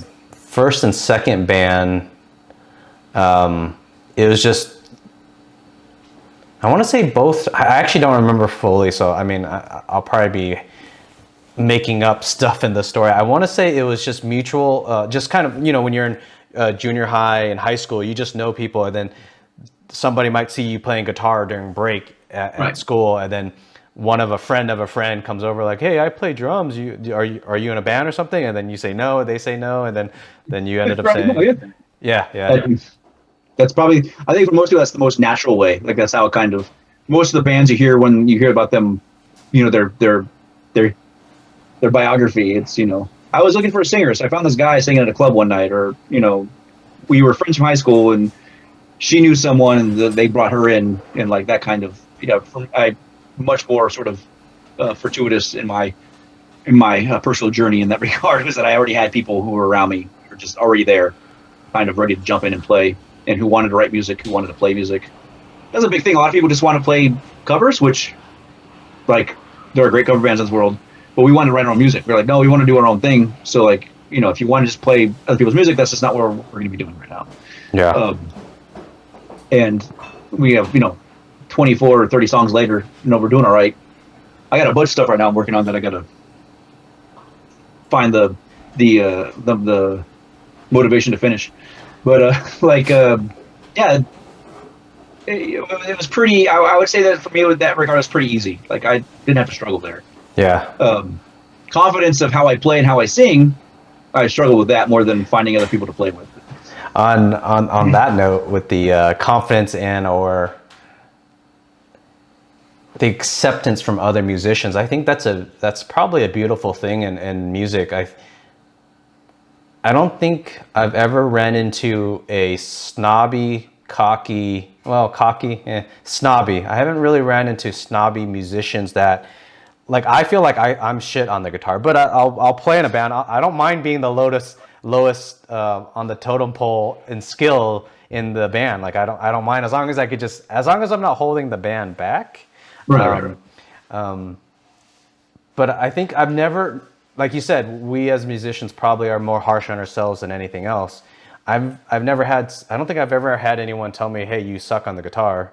So I think maybe that's something with music and musicians, we are more forgiving, more open. Maybe that's the beauty of music. Maybe it's not so much about needing to be good. So if someone wants to learn guitar, they shouldn't be worried about other people thinking that they're shit. And even if other people listen, they're usually pretty forgiving too.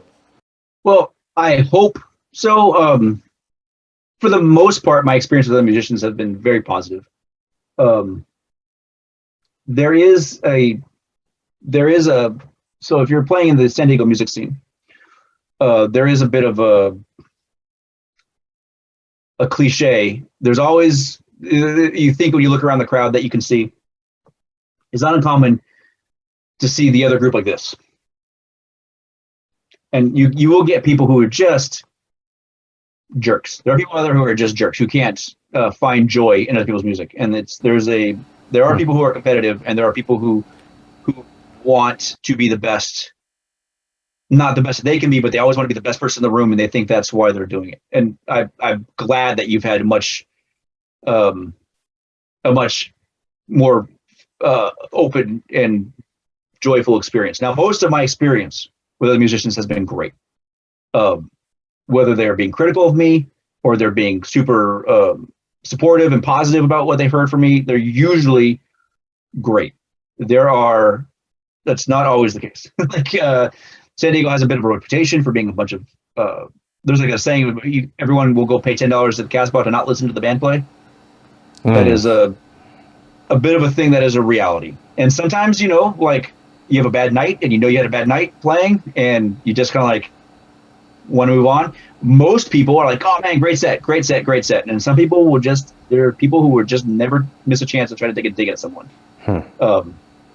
Luckily, they're rarer than the others. Like, most people just want to have fun and be nice. And most people also are willing to listen to stuff and hear what you're trying to do, and like, even if they don't enjoy it, they're at least willing to respect it. Which is all you really, which is all I really want at this point in my life, is just, you don't have to love what I do. Just don't be a jerk, and, try to hear what we're trying to do. And that is, it's a maturity thing on some levels, not an age thing, but specifically a maturity thing. Because people of all ages can be immature jerks. And when it comes to new players, like, I think if someone wants to slag me off about something that I do, like, everyone's nervous. Like, I listened to my guitar solos on that album, and there was one guitar solo that I couldn't do on that album. I just couldn't finish the solo on one of the songs. It just wasn't working that day. And that happens. The best part is it was 8 bars, and there was 8 bars later in the song that I had done, that I had finished and did it well, and I was very happy with. And there was the same 8 bars in the song that I could not get the solo done. It just wasn't happening. So we all have those insecurities and struggles. Eventually, Trevor just flipped it and reversed it. He just backmasked it, and it sounded great. He was like, "How about this?" And he flips it, and I was like, "Perfect! It sounds amazing. Awesome. Let's do that."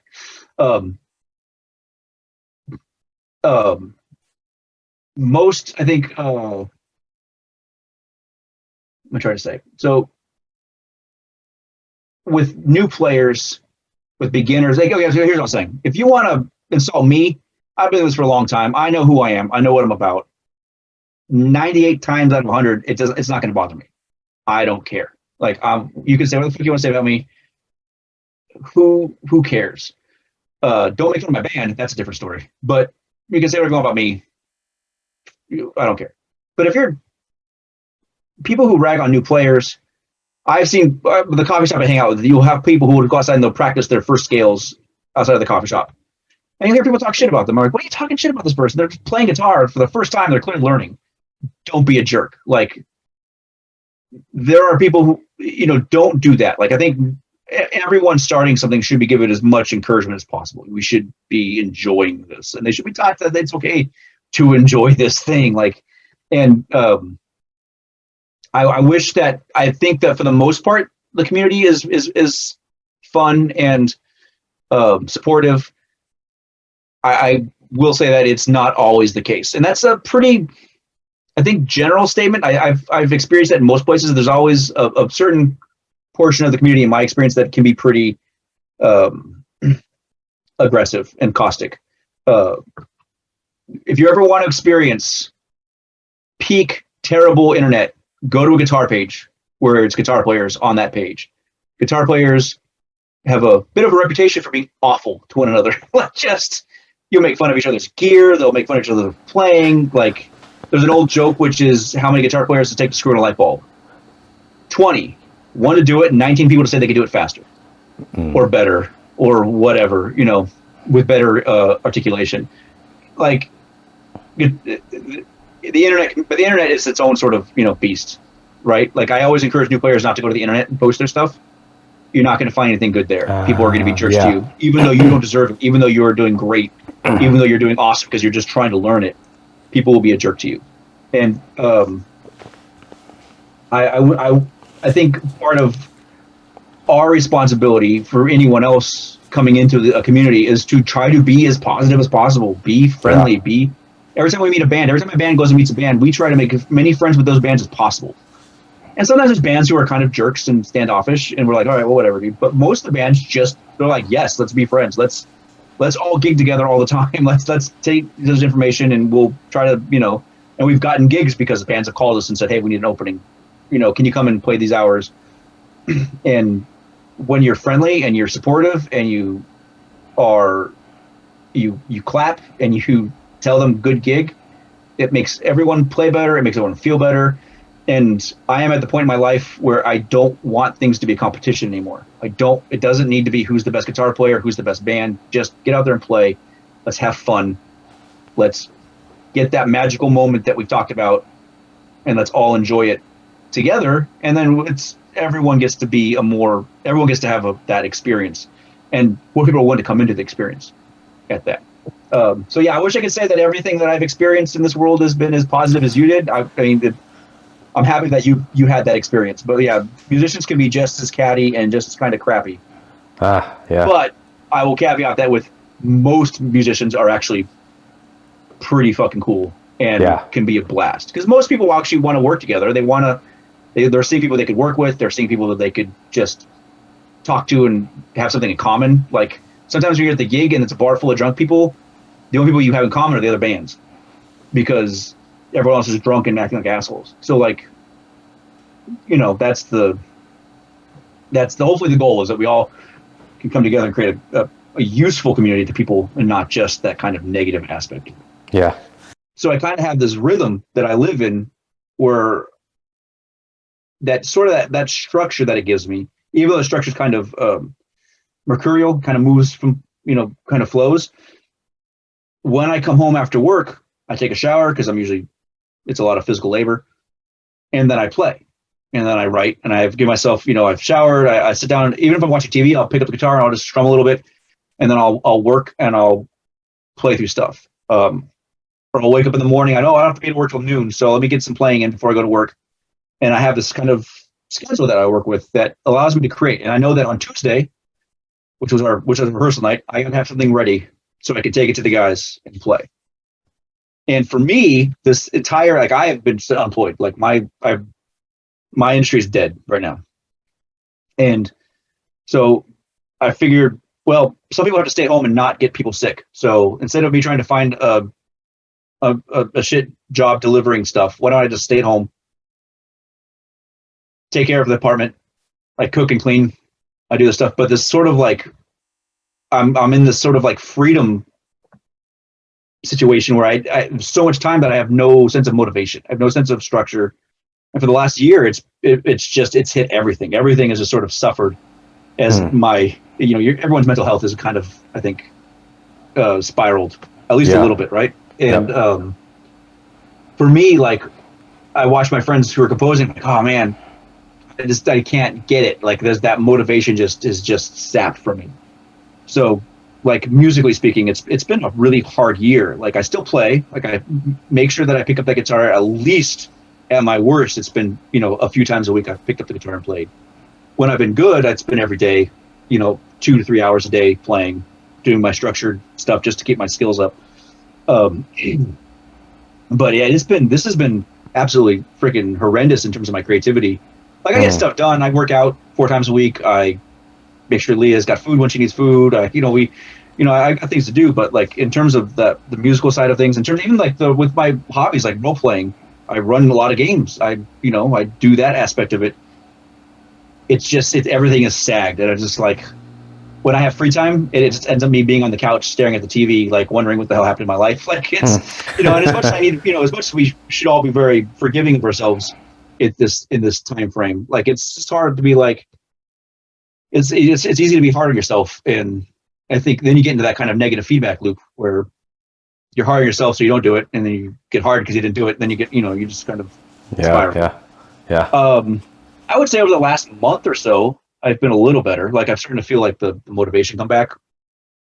I've been playing more, except for this week. This stuff happened this week, but Lee and I will, every once in a while, my wife and I will go through and we will rearrange stuff that makes things a little better, a little more organized, and like as chaotic as my music can be sometimes, like I work much better in organized environment. So the more we can get stuff in place, the better it is for my structure. But yeah, like this has been a freaking just brutal on the music, man. But it's also taken me to a place where I've kind of hit a point the other day where I was thinking to myself as to what I want to do next. And I realized that I missed, I was a composer before I was a rock band. I would write, not any notoriety, of course, but like I wrote pieces of music for small ensembles of musicians to play. And I'm kind of like, maybe I want to go back to that for a little while. Like maybe that's what I need to do in this, I'm like, maybe it's time for me to like really start pushing at a different aspect of my musical life that I haven't even touched in 12 years, I think. So yeah, music is, talking about it with you is pretty, it's pretty illuminating just in terms of my ability to look at myself and where I'm at. Cause yeah, it affects, everyone's, we were doing in last January and February at one of my hotels. I'm not going to say any names today. We were doing events for Italians and Chinese people, and we were all like, "Are we sure we want to do this?" Like, Italy and China are the two places where this disease is like huge in January of 2020. Yeah. And like,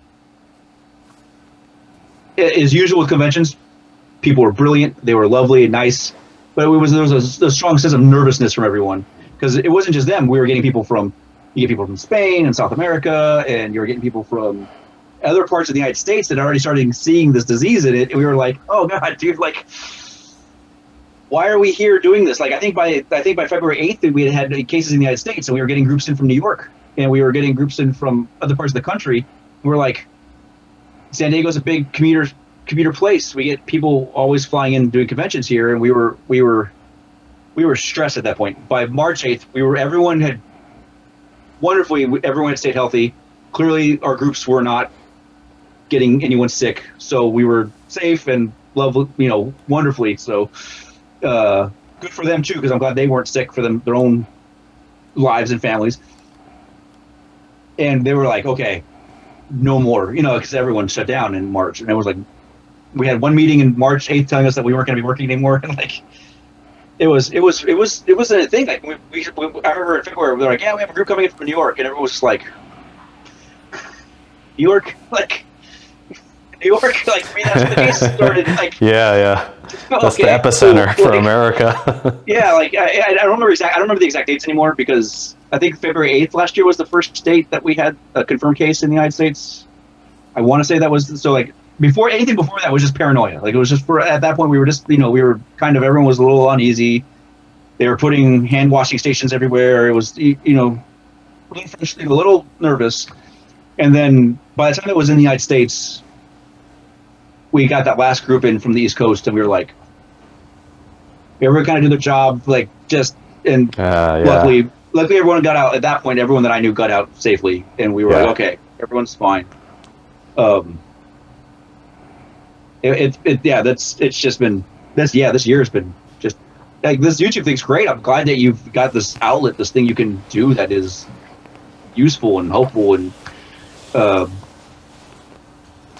I like hearing everyone's story, especially it's like, me as a programmer, like, people could hear about the general stuff, maybe, I don't know, on the news, that some hacker stole password accounts and usernames and passwords, or you might watch a movie and see some stuff about a green text on the screen and some hacker. Right. Yeah.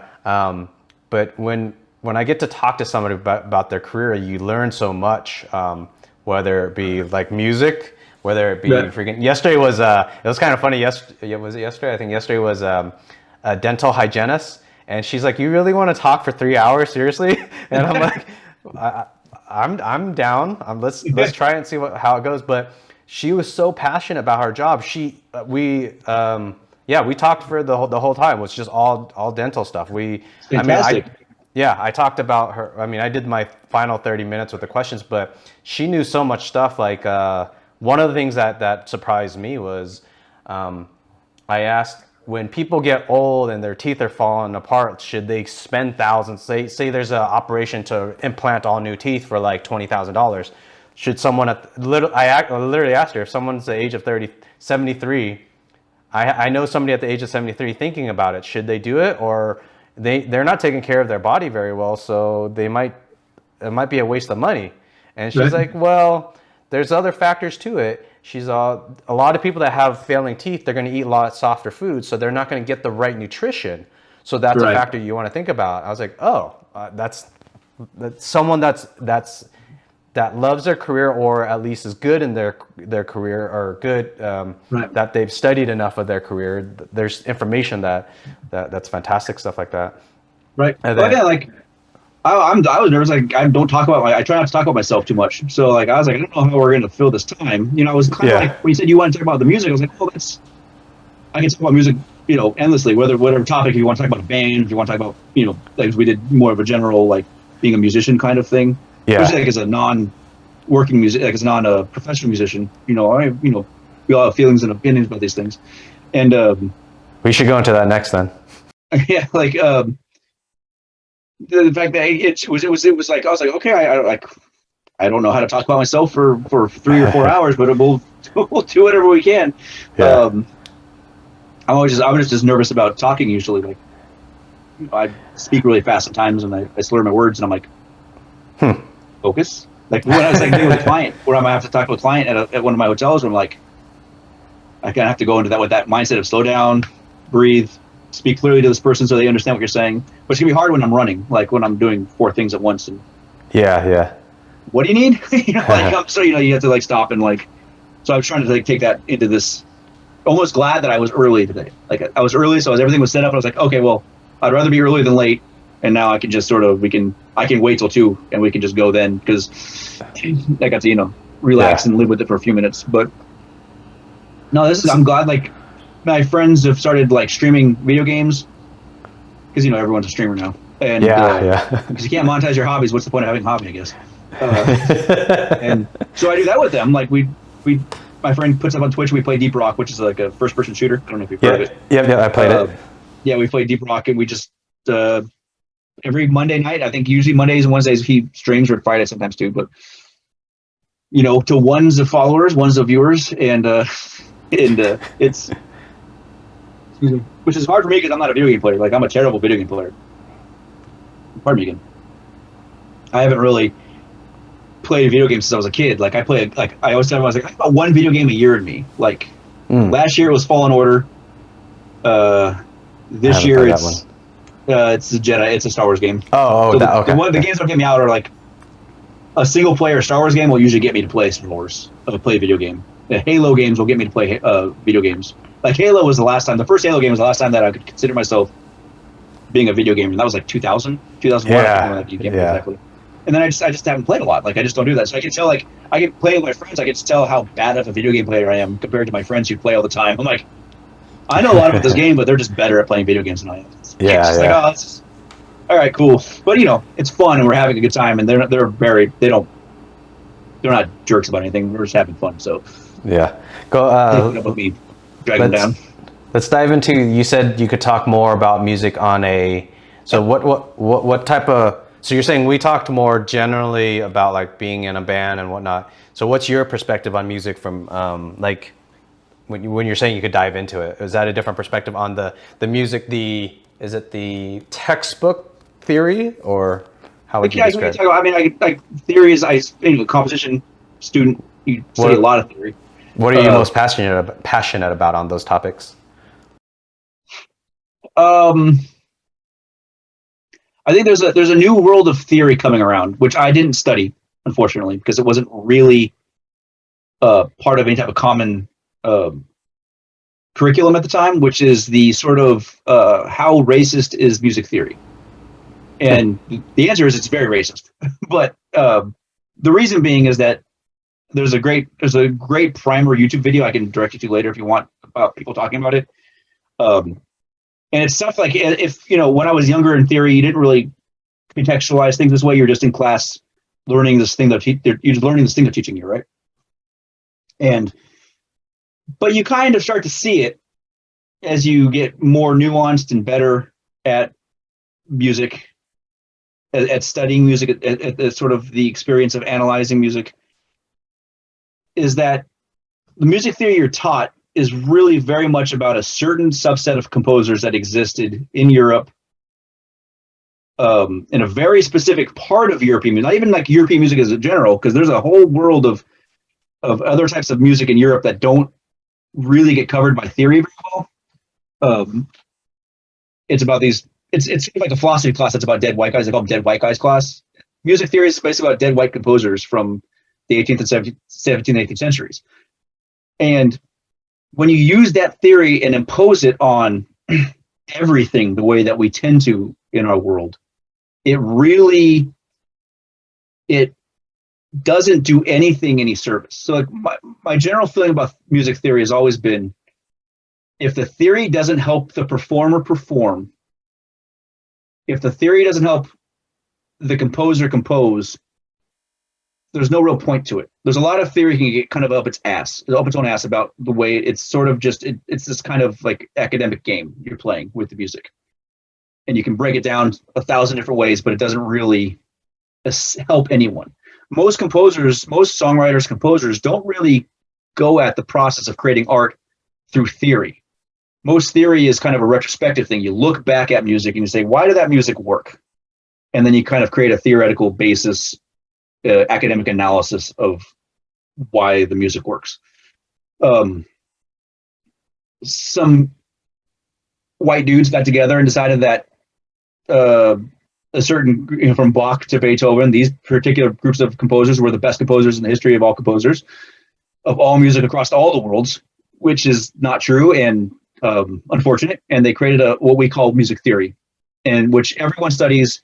If you study music today, you will at least touch on music theory, this type of music theory, a little bit. And it doesn't do a good job of explaining anything outside of those composers, and it doesn't, including other, like I said, other European styles of music, folk music, modern pop music, which we use theory all the time to describe, isn't really described well by what we use to what we call music theory. It just doesn't. Music doesn't really. A rock song doesn't use the musical tools that we have the same way that a Bach symphony, forget I said that, a Bach piece would, a chorale or an invention, or a Beethoven symphony. These things use the musical tools very differently than a blues song or a rock song or a pop song.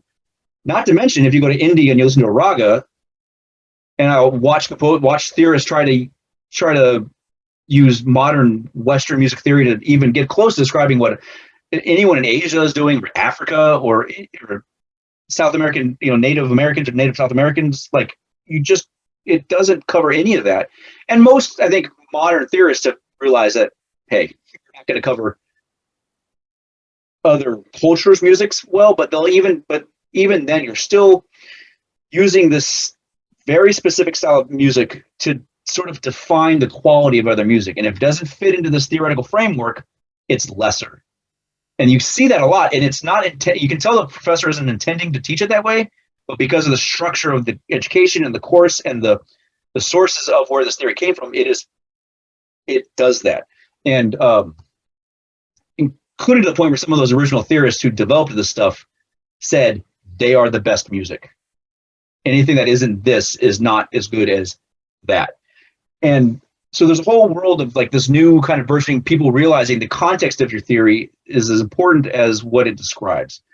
And that is something I think I've really, if I was in school today, would be what I would want to study. Because not only is it's helping deconstruct some very not unuseful aspects of the way we teach music. We were talking about those teachers teaching guitar players, or like beginning guitar players, a very certain type of pedagogy. I can't say that word today. A curriculum. They're teaching a very specific curriculum. That comes out of how we teach theory. The fact that the major scale is the only scale that we all learn on the first day of picking up an instrument. That comes from this sort of reflection of how we teach music theory. And if you can find other ways of teaching students, teaching performers, teaching composers, we can really open up, I think, a lot of what we're doing to be much more useful to everybody. That suddenly it isn't kind of this ivory tower kind of academic game that they play. Music theory is very important. I think it's not necessary. No one has to learn music theory to play music.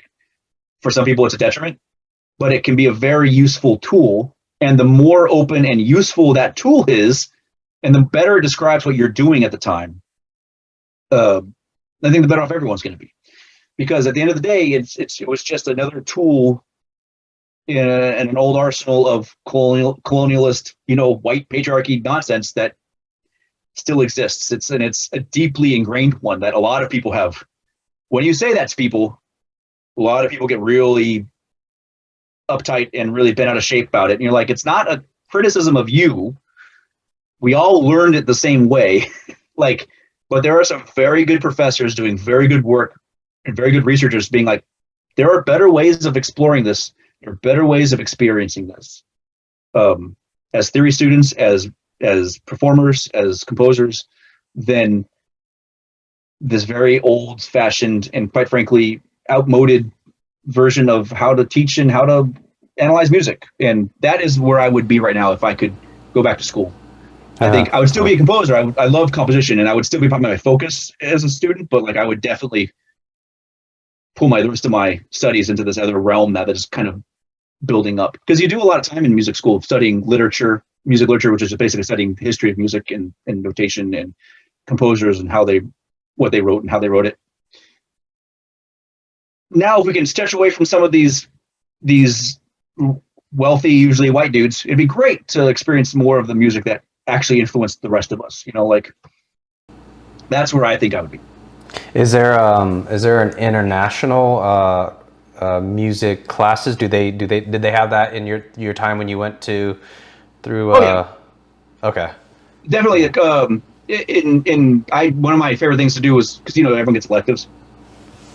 My favorite way to spend electives was on different culture aspects of music literature. So I would take a film music class. I would take a music of Mexico, Asian music courses that were they were usually like survey courses. It was like a literature course. You would just kind of listen to stuff and see how it was more like a very surface level, like here's the way people from this part of the world listen to music, and then play music, perform music, write music. And it's all very surface level at that point. And even those classes, when we touched on theory, it was always going back to this, frankly, Schenkerian, who's this type of theoretical analysis style of music theory, which was, as I discussed before, was still like putting folklore, Mexican folk music into this package just doesn't work. Like it has a different cultural context. You're not sitting in a symphony hall listening to this music. Why are you trying to describe it the same way you would describe that? But definitely, I loved. There was definitely multicultural music studies was, especially at state school. Like it was always an important part of an education. They were at least trying. They were clumsy perhaps, but they were trying to like push it out there more and be more inclusive. So with the music theory class, was that one class or was that music theory is a string of courses that will follow you throughout an education at a university. Most people are taking, everyone starts off with like the same 2 or 3 courses, like music theory 101, music theory 110, music theory 201 or 210, whatever your school does it. And those are the very like touchstone basic, everyone needs to know, like here's what a chord is, here's how we describe melodies, here's the standard. One of these contextual things that people don't understand what it really means is, here's these rules for writing melodies that exist because this is how Bach and his contemporaries wrote melodies, which was not 100% true of Bach and his contemporaries, let alone anyone who's writing a melody in the year 2000 or 2021 now. So they teach you these things that everyone learns, and you're like, okay, everyone learns that. And then depending on what your major is, you kind of bounce off into different directions. So for me as a composition major, I took every theory class they offer. I took all the base theory classes. I take all the counterpoint classes, all the composition classes, 20th century composition classes, including theory. And like you just kind of, your entire time in university, if you're in a 4-year program, will be inundated with some level of music theory. Music theory it sort of permeates everything you're doing, which is one of the reasons why, as I was doing it more and more, I realized that if it doesn't help a performer perform, why does it matter? Like most of the composers weren't thinking of these things when they were writing music. Oftentimes you use theory. If you're deft, you can use it as a tool to help you out of problems when you're like in a compositional situation and you're trying to figure something out, like what I want to go next. You can use theory as like a tool to kind of like tease out good ideas.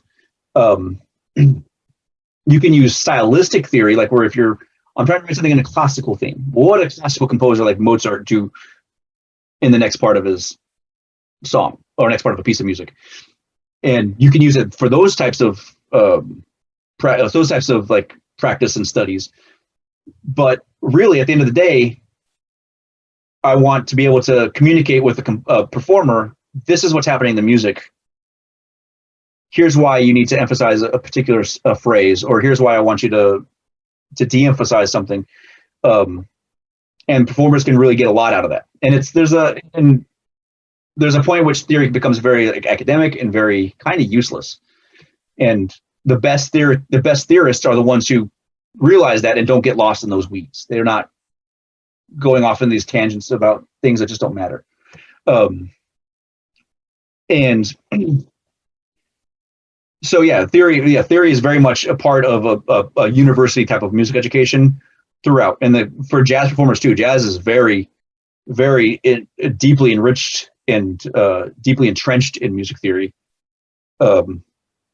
You step back into the blues, you step back into pop music and rock music, and you'll see it kind of melt away a bit, thankfully.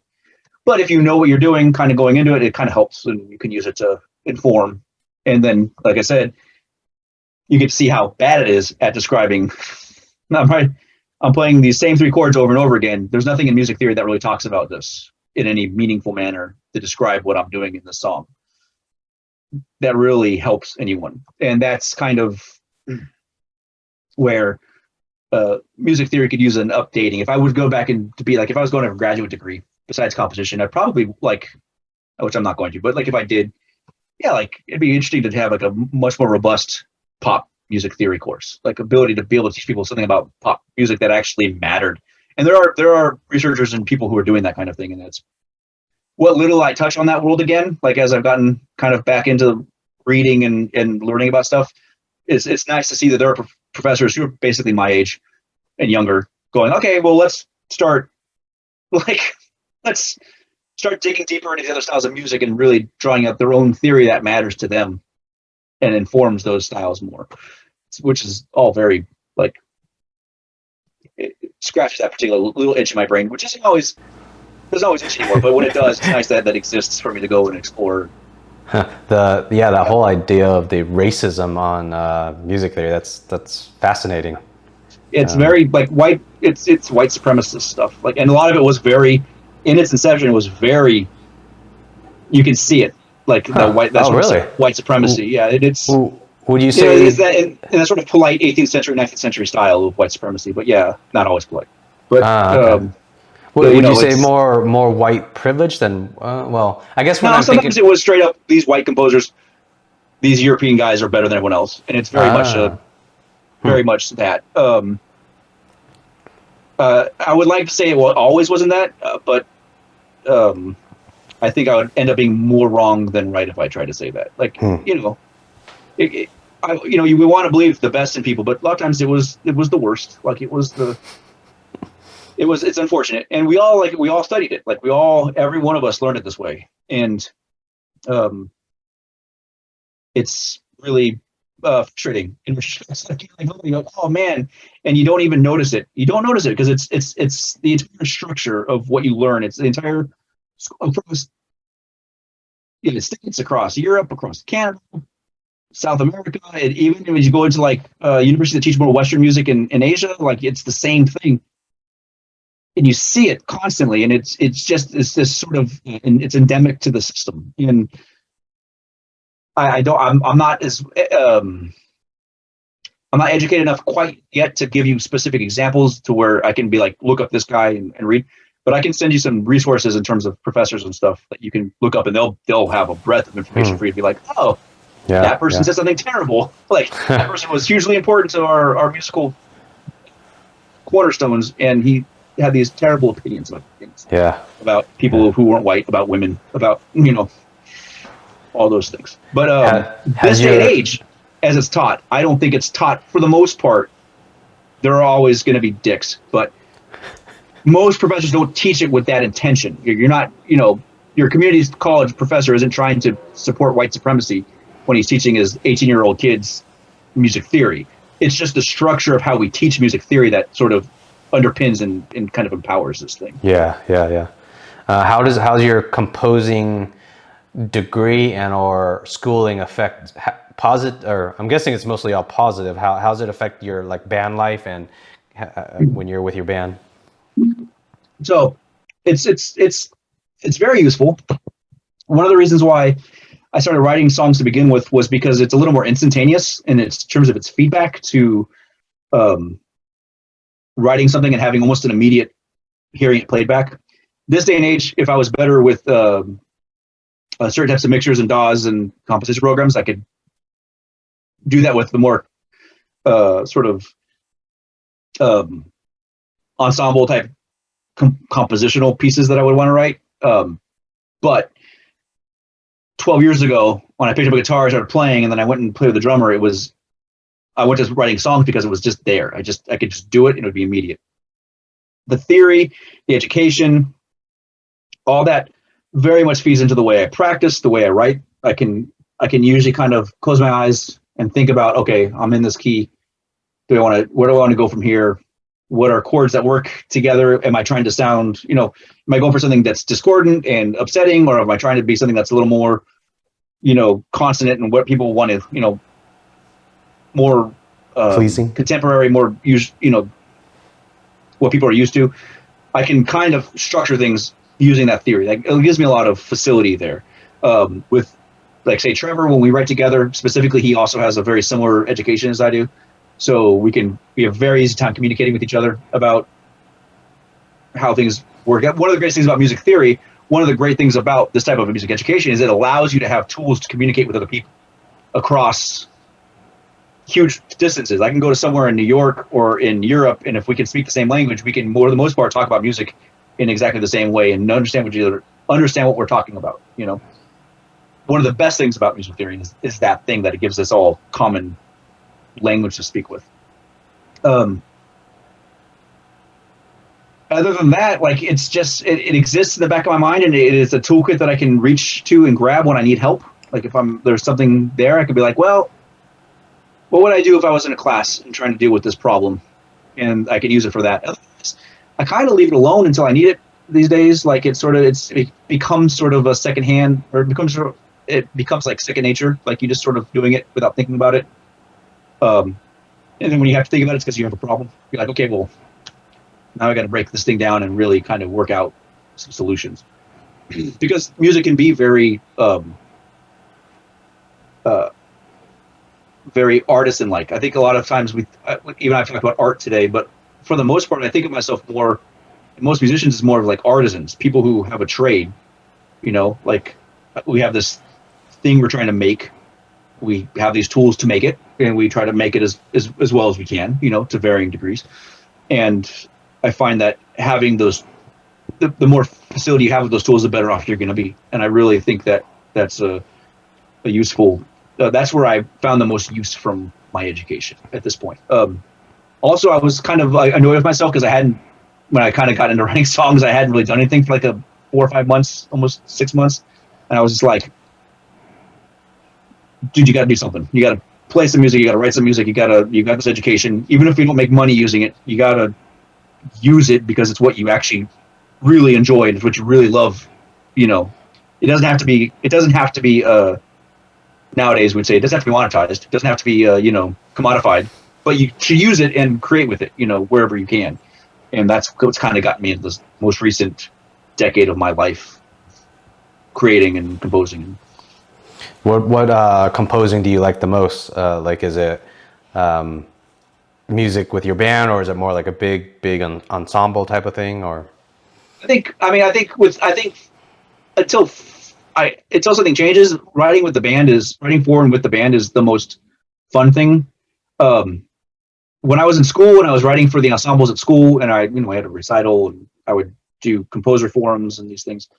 That is an absolute blast. Like, it is fun to step back and hear someone else play your music. Like, and it's a very different thing than rock music. It's a very different thing than pop music, because it's usually a piano player or like 3 musicians playing instruments on stage. And it's a quiet audience who's not reacting to the music they hear. And these are some of the things that kind of pushed me away from that more academic or classical style of music composition and performance.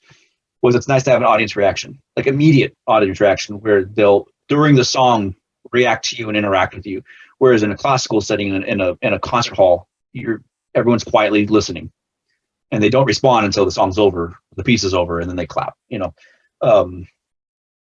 but it is, when you're sitting off to the side and you're watching people perform your music on stage, it is pretty close to being in a band in terms of just the excitement level. It's not the same experience because you're not communicating with them. You're not having that sort of interactive. Yeah, you're about to answer my next question. Yeah. Yeah, real time experience with them, but you're still seeing your work being done, and that is a wonderful experience. Like I remember my recital was, and then also I also have this thing about my personality. One of the reasons why I like convention work so much is because I enjoy running events. Like I enjoy being in the middle of things, making sure people are on their marks, ready to need to be where they're at. And when you're a composer at a recital or at a performance, that's what you're doing. Like if I'm in the backstage, making sure the next pieces are up, the stage manager is in my ear telling me what they need from me while I get my. So in that environment, I was really enjoying that aspect of it too, because you're in this whirlwind. I was literally had musicians on stage performing while I was rehearsing a band, while I was rehearsing a group in another practice room, running back on stage to make sure the next group was on their mark. To that's all kind of exciting and fun. And if it goes off, it's great. If it happens the way it's supposed to, it's phenomenal. And that's what happened. That everything worked the way it was supposed to. And conferences and banquets are very much the same kind of thing. Like you're the people behind the scenes, making sure that bride and groom have the best day they can possibly have by making sure everything goes smoothly behind the scenes is, it's a great deal of fun for me. Being a composer, that's basically being a composer. Like composers are kind of just like, they write this music, they get their musicians together, they rehearse them. I think in the probably the business world, like if you're in Hollywood, they might have less like direct contact with the individual performers, obviously, but like, you still have this piece of music that you're trying to get played in front of people. So you have to make sure the musicians are there, they know what they're doing. And that's kind of where that joy is. I find more visceral satisfaction from playing in the band. I find more kind of like that sweet spot of all of that same stuff, plus the fact that I'm performing and the band is performing and we're having those moments on stage performing together. That is sort of like the sweet spot of all of them to me. That said, I wouldn't mind going back and writing some other, that kind of music again, because I kind of miss it. Like I wish it was I wish I had stuck with it more part of my life. For composing, is hearing the ensemble, all the people play your music that you composed, versus, because you could hear when you hear it outside, it's different than you playing a guitar or being a part of a band. Is it more nerve-wracking? Because when I play guitar, if I'm in a band and I'm performing, I've only actually performed like 2 or 3 times. Yep. But your mistakes, yes, they're annoying, but you can't go back, and you're in the moment. You got to keep going forward. So you can't marinate in your embarrassment. Whereas I imagine as a composer, if the orchestra or the ensemble is playing your music, you could hear it and you're like, oh, that sounds terrible, or is it? Like, yeah, I think so. I think being a composer, having other people perform your music for you is, it sort of gives you some insulation from that in terms of the performance anxiety, because you're not performing. There's an insulation from that. Yep. Obviously, you still have that sense of like, oh, I hope people like what they hear. And I was a little bit on the slightly more experimental side when I was composing like that. So I always wanted people to enjoy the experience. Like I was never the type of composer who was like, I'm going to make something people hate, and I don't care if they hate it or not. Like that was never my world of being a composer. But I also was like, well, if they don't like it, they don't like it. Like I'm still trying to produce what I'm trying to produce. I'm not trying to alienate my audience, but maybe we can meet in the middle somewhere. And so I wrote some music that wasn't always necessarily the most like pleasant music. It wasn't always the stuff that people wanted to sit down and listen to forever, because like that's not really what you do these days. Like as a composer, you kind of try to push boundaries. You try to find something that sounds good, but then you can kind of stretch it to different, weird spots and go into I was playing with notation where musicians were having stopwatches on stage and they were timing different parts of the song based on their stopwatch. And there's all kinds of weird things that you can do. The world of composition now is a whole different thing than most people think it is, where you just have this one sheet of music. It can still be that, but like there's all kinds of weird shit that people do. And I was kind of, especially as in academia, you're kind of taught to explore different things to find out what you like. The reason why you do minimalism and the reason why you do modernist atonal music and then you do neoclassical stuff is so you can kind of be like, well, what am I good at? What do I actually like doing? For me, it was kind of the post-minimalist stuff. Everyone kind of finds their own answer into this realm. And as a composer, you're insulated from the performance anxiety because it's not the same. You're not having that stress of being people staring at you. Because I was behind stage, no one's looking at me while they're playing, but there's still definitely like that sense of like, I hope they play it right. I hope they don't. I'm not a critical guy. Like if someone misses a note, they miss a note. Who the fuck cares? Like that's life. There's you rarely ever see the best orchestra in the world and someone didn't miss a note. Like that's not how music works. But I hope they play the music and communicate what I want them to communicate in the music, and they do a great job. I hope what I'm trying to get to the audience gets to the audience. They hear it and they see it, or they don't see it, but they hear it and they feel it, and they kind of see where I was coming from. But so definitely it's a different nervousness. Like I'm singing a song, I'm singing lyrics. Assuming they can hear the words I'm singing, they know what I'm trying to say. Like whether it's metaphorical or very literal, like people can hear it and they'll take it in and understand it if they can hear the words, which isn't always the case in San Diego, but that's a sound person thing. There's, but you still have nerves. There's still definitely that sense of like, I hope this goes well. But like, it's definitely less of a, like what I said earlier was like, sound check is great for me when I'm in the band because it's where I deal with my nerves. I don't need to do that I didn't need to do that when people were performing music. I didn't need to like have a moment where I just flush the nerves and refocus to a different energy. I could just kind of like be like, okay, it's happening now. And then usually, like I said, I was so busy in the back trying to keep people going. That you just stop thinking about the nerves because you're just keep moving. Then I peek in and listen and be like, oh, it sounds great. Awesome. They're doing a good job. So yeah, it's a very different, it's a different type of anxiety and stress. It's still there, but it's nowhere near. I think it's sort of a more moderate version of that excitement of being on stage with the band. Like being on stage with the band is still just the best thing. Gotcha. Experience. See here, so crisp, car alarm. So there was the GameStop was that was a fun week. Are you involved in any of that? Did you buy any or no? I'm not much of a money guy. Like we just it's one of those things when you see it and you're like, oh, if I had been on that end of it and it had been this, it got in on that. Yep. Just like cryptocurrency.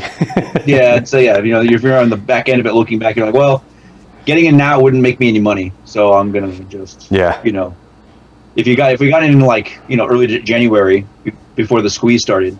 Oh yeah, that would have been huge. Like I'm just like we're yeah. But when was the first time you heard of GameStop? I only heard about it right during the peak, so it was not much I could do. I had heard stuff happening because there was stuff in early January because the new CEO or the new investor that had come in. I hadn't heard about the actual like Reddit attempt to do the short squeeze until it was happening and people were talking about it, and so I was like, because I heard of Wall Street Bets, but I had never tried to go on Reddit and participate. My Reddit viewing is usually just people who are drunk wrecking themselves. So I was just like, it's just a little bit out of my wheelhouse and expertise. I actually use it as a little bit of a extra news source, like but I guess it's a bit of a echo chamber because I'm the subreddits that I've subscribed to are things that I'm interested in. So meaning if it's cryptocurrency, if it's technology news, what are the other subreddits that I'm on? It's only things that I'm interested in, which is I guess not. Well, it's great. Kind of the point of Reddit, right? Like that's what Reddit does. True. And for me, it's music. It's funny videos. Yeah, Reddit for me is a pretty casual experience. I don't use it too much.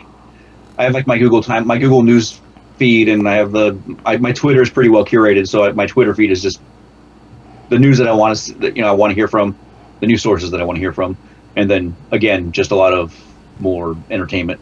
Actually, yeah. Okay, talk to me about Twitter in the sense of when it comes to Instagram, Twitter, what are the other platforms?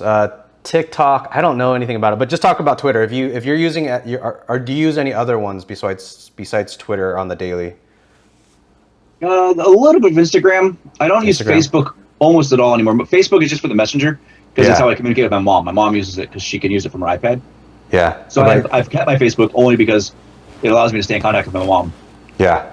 So what about Twitter? A little bit of Instagram just because it's easy, but Twitter is almost no friends. Like I have a few friends on Twitter, but it's mainly just it's a lot of entertainment news. It's a lot of I do follow some people, like some of the journalists who do more, I guess, important news. I follow the Trump stuff because I follow some, like Jim Acosta is on there, so I follow him, and he tends to post things every day about what he's seeing.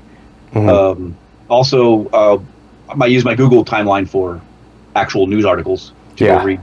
Yep, I use the Google News stuff. Thing. But otherwise, Twitter it's either me just kind of listening to whatever drama's happening that day. Like it's there's a lot of these, because I watch a lot of YouTube too. So if you have any of those people up on your Twitter feed, you can see them just go at each other, which is equal parts annoying and sometimes funny. I tend to just watch. I don't involve myself. Yeah. I don't tweet on those things. I don't respond to that kind of stuff.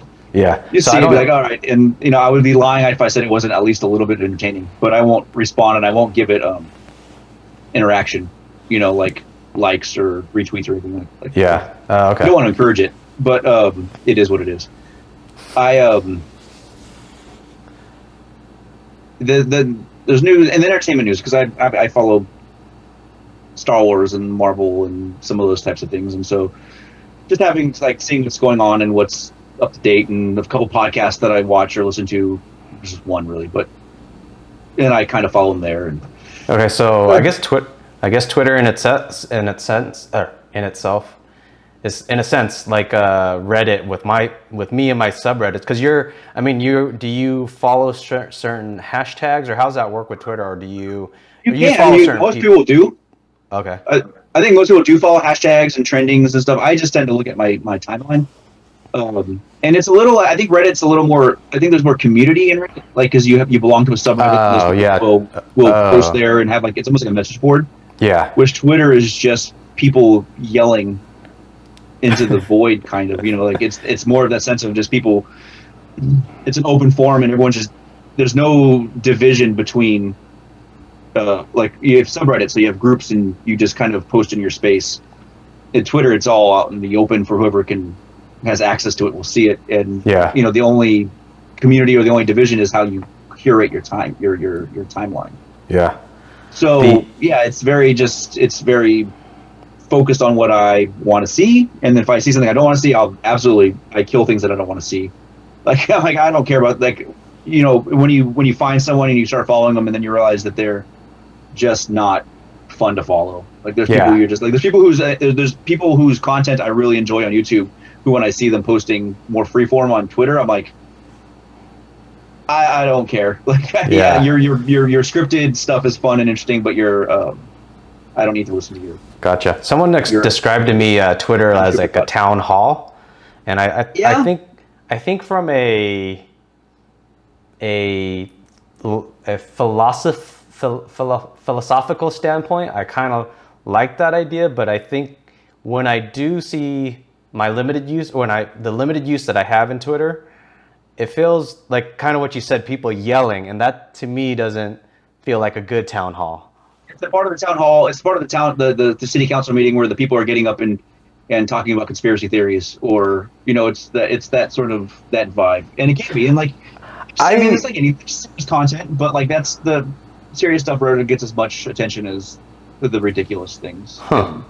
Watching people's careers burn out because of Twitter is it's just it's not even entertaining. It's just you just kind of watch it get off Twitter. Like, obviously there's the big thing happening right now with Gina Carano and Spore stuff, and it's just like you didn't have to be there. You just don't. If you're that, just don't be on Twitter. Like, there's a certain point in life where you have to kind of like just stop being on social media. Like, just enjoy your like. Yeah, I don't know, and it's everyone's got their own. Everyone has, I guess, their own way they want to live their life with social media, the way they want to interact with social media, and I don't know. Like, it's okay. Yeah, we'll leave this Twitter stuff behind us. Fuck Twitter. Yeah, Twitter's a weird. Watch people ruin themselves on Twitter it's weird. Like, I don't want to. Like, I want everyone. People should be happy, enjoy yourself. But if it happen, you're like, well, there it is, I guess. Yeah. But yeah, interesting. We can leave Twitter behind. We can leave social media. Social media as a whole, like, that's a whole different thing, right? Like, that's a whole. Yeah. I wish I was an expert, but I'm just a user. All right, we're gonna go into the final questions. What daily habits do you have that greatly improve your life? Not all are daily. Like, I work out 4 times a week. Those things are huge. I did pretty well with my weight until about June of last year, and then I lost some of that focus. And so starting about August, I started really working out hard again, and that helps. When I'm good, playing my guitar every day is one of the best things I can do for my mental health and my focus for the day. Like, it makes the rest of my day go by better. If I know that I got my 2 hours in or 3 hours in, doing everything else that's wasting time for the rest of the day, or cooking, or actually doing chores around the house, everything becomes easier and more it's easier for me to be like, all right, I'm where I need to be, because I did my music, I did my practice, I wrote some. The rest of my day is better now. I sleep better at night. Like, when I'm not sleeping, I notice this usually when I'm not playing guitar.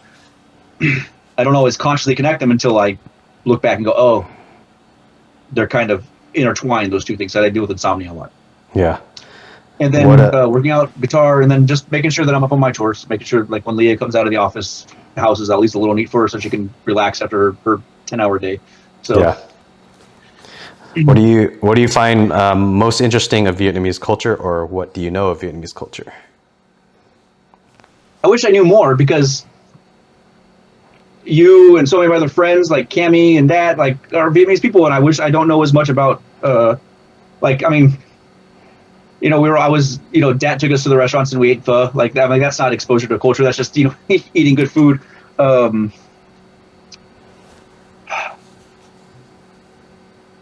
really, I would say with Cammy, like Cammy's family, when at her wedding with Charlie, like, it was a very, before the wedding, they had like an engagement ceremony. It was a beautiful experience with the family, and they were great. Like any type of, like, the big family cultures where the families are huge and, like, everyone shows up in parties and really knows how to have a really good time as a family. And that's my wife is Mexican with her family. My Italian family, when they get together, like, those types of things are really what little contact I have with the culture. I've been fortunate that's been where it's been at family. My friends who have these big families, and they've invited me to join, and I'm like, this is fantastic. Like, that is, like, I wish I could say I knew more about the specific cultural specifics, like, but it's just at least my exposure to it's been just, in most cases, just absolutely joyful. And do you remember for Cammy and Charlie's wedding? Do you remember what part, like, Cammy's side of the Vietnamese, what Vietnamese tradition did they show, or do you remember part of it? It was me and Eddie were carrying a pig. We had brought this suckling pig, right? Or it was, roasted, cooked pig. And it was basically, we were on Charlie's side, and we were bringing this as a gift, I think, as a symbolic gift to Cammy's family, because I think it was Cammy's family who bought it and put it all together. But, like, we were, like, doing this thing, we were bringing it in, and so all of Charlie's groomsmen, like us, would bring it in, and all of his family were on one side, and it was like, we were, like, confused. We thought Charlie was getting married. We were like, because he was in a very nice traditional Vietnamese suit, and Cammy was in a very nice, like, dress, and we were like, uh-oh. we missed something? Like, so it was this very beautiful ceremony that they were doing. We were like, oh, I think we missed something, because everyone else was like, oh no, it was just like an engagement ceremony of some sort. Yeah, Like, I was just gonna. Yeah, I was just the gonna families say. coming together, and it was a, oh my god, that party was fun. It was a little too much to drink. It was fun, and like so yeah, me and Eddie brought in this big pig. It was just yeah, it was an engagement ceremony, and I guess bringing like a symbolic gift to offer to the family, and it was delicious. Yeah, the engagement party. I hear, or my cousin. Gosh, how long ago was that? 15. Gosh, no, it's 20 something years ago, I think. I don't remember. Somewhere around 20 years ago, maybe less. And I got to see part of the tradition of that, where I think traditionally back in 50 years ago or whatever, the groom is supposed to buy like around, I think, 7 gifts. I might be messing this up a little bit. And they put in this red ball. It's on a big plate, a massive plate, and it's covered with red wrapping. And I think I don't know. There's a lot of, I mean, nowadays people aren't doing that, or some people aren't. So yeah, so I think I'm thinking the pig. That was probably kind of in the gifts giving type of thing. Right. Yeah. Yes. Yeah. This all sounds. Yeah. It was just like, it was a very like. And I think for us, it was just like they threw us into it. They're like, okay, you're doing this, this, and this. And we're like, right, okay, we're on this train now. And it was like, we had so much fun, and it was a beautiful ceremony. But it was very like, we were all like, oh, did we watch the wedding? Are they basically eloping in front of us? Like, it was like this. It was. Yeah, the engagement party is sometimes like, it's as big as the wedding ceremony itself. I think. In terms of their family being there, I think like it was mostly the same people that was at the wedding. The wedding was bigger, but that was because of more of like their community would come to the wedding. Yeah. But to the engagement party, it was definitely there was a lot of family there. Like, it was a big thing. There was a lot of food and a lot of alcohol. And it was I went to Vietnam 2 years ago, and I was there for 6 months. And as I was getting to be able to ask a lot of questions, because getting immersed in the culture and getting invited to weddings, and I started asking like, how much is a typical wedding here? And they would say, I think they said something like 7,000 US, which is astronomical in their money. I was like, that's pretty small here, but there I can imagine it's like, I'm like, what? You're gonna spend 3,000 on the engagement party and then 4,000 on the wedding? What? Like, how do you afford this? Like, it's crazy. No, it's money. But yeah, it was beautiful. Like, it was big, and it was a celebration. Like, they were going ham there. It was time to celebrate. Like, we were doing this thing, and it was fun. Yeah. The wedding was the same way. The wedding was an absolute blast. Amazing food. But yeah, it was really, that was very much probably my biggest, like, I'd been to some of, I'm not sure who's who at this point, like with your family, but I've been to some of the parties with like Dad up in northern San Diego. There was like, I think it was, but those were supposed to be like just like family gathering parties. Like, this was the first one I'd been to that was like a specific cultural moment in their family, like in their lives. I was like, oh wow, like that's okay. This is rad. It's so much fun to be there. It was like, I'm so glad you guys included us, because this was fun. What's your favorite Vietnamese dish? There's at our old pho place that we used to go to, there was a barbecued pork dish. It wasn't boon specifically. With rice? It was rice, barbecued pork, and like that was easily my favorite. Like, it was freaking delicious. And I love pho, but that was just like a whole different, like, because it was nice. The pork was really crispy, and it was just like really great freaking meal. Yeah. I think that's the probably gum tet nung, which is rice. Gum is rice, tet nung, tet is meat, nung is grilled, so it's usually grilled pork. Yeah, that's a fantastic dish. It was so good. What do you know or think of cryptocurrency? I don't know a whole lot. I don't think it's going anywhere. Like, I think a lot of people thought it was just going to be a bubble and pop, but I think it seems like it's going to be more stable than that. I have questions about its effect on the environment because of the amount of electricity it costs to run the server farms that mine the Bitcoin. Also, my friends all play video games, and they're really frustrated that they can't get their hands on any good video cards. Like they all started. These are people who usually build their own. They've built their PCs for 20 years, 30 years, and they're all just going to Dell now because Dell gets stashes of cards, and they're like, "Oh, we can go to Dell, and Dell will build this computer that has the fucking card that I want in it." Yep. Part of my language, but yeah, do to people like me. Yes, I can see the frustration for people like, I want a freaking video card.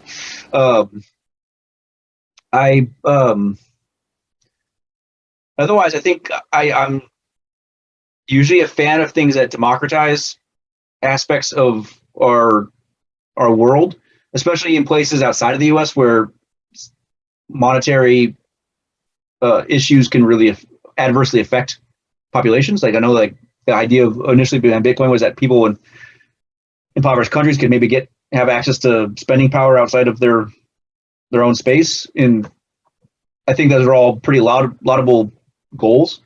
But like I said, I don't know a whole lot about. Obviously, I don't know a lot about the blockchain and how it works. Like I'm not entirely. I know it's a ledger system, but I'm not a programmer and I'm not a mathematician, so I'm not super up on how that works. But it's for me in my life personally, it hasn't affected me. I have not invested in any of it. I understand that if I had gotten on Dogecoin or Dogecoin about the same time that they were doing the GameStop stuff, I have a little more money in my pocket right now. But I think it doesn't seem to be going anywhere. So I think people who thought it was going to be a fad or a trend were wrong. As to where it's going next, I don't have any Gotcha. All right. I don't have any. Yeah, I'm a huge fan of it. I could talk more to it if you want after. Okay. I'll talk as much as you want to ask about it, but got 2 more questions, and then we could talk about cryptocurrency afterwards if you want. Sure. Think of at least one person you know personally that should do this conversation. Call them out. I mean, you talk to Eddie. Eddie has done so much in the world of Eddie Finish School. Yeah. No, I haven't asked him, but okay. Yeah, I think he would be fantastic because he. I mean, just in the world of if you want to talk about small business ownership and running. I mean, the guy he's currently running a PPE company that makes masks. He's run restaurants. Wow. He's done all of his marketing. I think if you want like a much more like detailed end of how to be a business person, I think he's someone you could talk to and really get a lot out of on that level. And he's a great musician, so you can get a little out of him too. Like he's a pretty good bass player. Okay. Anybody with any how would I word it? Like just a single skill, knowledge, career. Because Eddie's like more of an entrepreneur, I guess. Entrepreneur, yeah. Let me think. I should have thought about this. I don't know why I didn't think about this question more. I should have. Good Lord. Give me just a minute. Oh yeah, we could also take as much. Go ahead. That work. I got a friend named Josh he's currently studying to be a nurse, and he was an EMT, and I don't know if he was I think he was a paramedic. Like he used to run he ran like the Del Mar Fair medical team for a while. Mm-hmm. He might be someone I could talk to him. Like he might be someone he's very knowledgeable about like emergency medicine in terms of like being an EMT and paramedic side of things. He's got a lot of knowledge. He's also just a general knowledgeable person, and he can talk. Awesome. He can talk for a long time on a subject. Like he can take you down some roads. Okay, that sounds perfect. All right, last question. Tell me a few sentences or less about what this conversation was like. If you've done a podcast before or interview, describe the biggest difference. I may use this in a video collage for new potential guests. I've never been in a podcast or an interview like this before, so I couldn't answer that. But it was a great conversation because it allowed me to kind of think about in real time the subjects you're asking about. You would ask a question and I would have to you asked probing questions that allowed me to really consider how I really felt about a subject. Allow me to really bring context to my feelings about music is an invaluable tool. And I would really enjoyed that aspect of this, like that we could talk about it and I could just sort of talk until I found my point, I can sort of speak out loud and get to where I was trying to go. And that was absolutely a, fantastic experience. Cool. Thank you. All right, Rick, that was a pleasure. Let's do this again. Thank you for being on the show. That was great, man. Thank you so much. All It right. was great. See ya. Bye.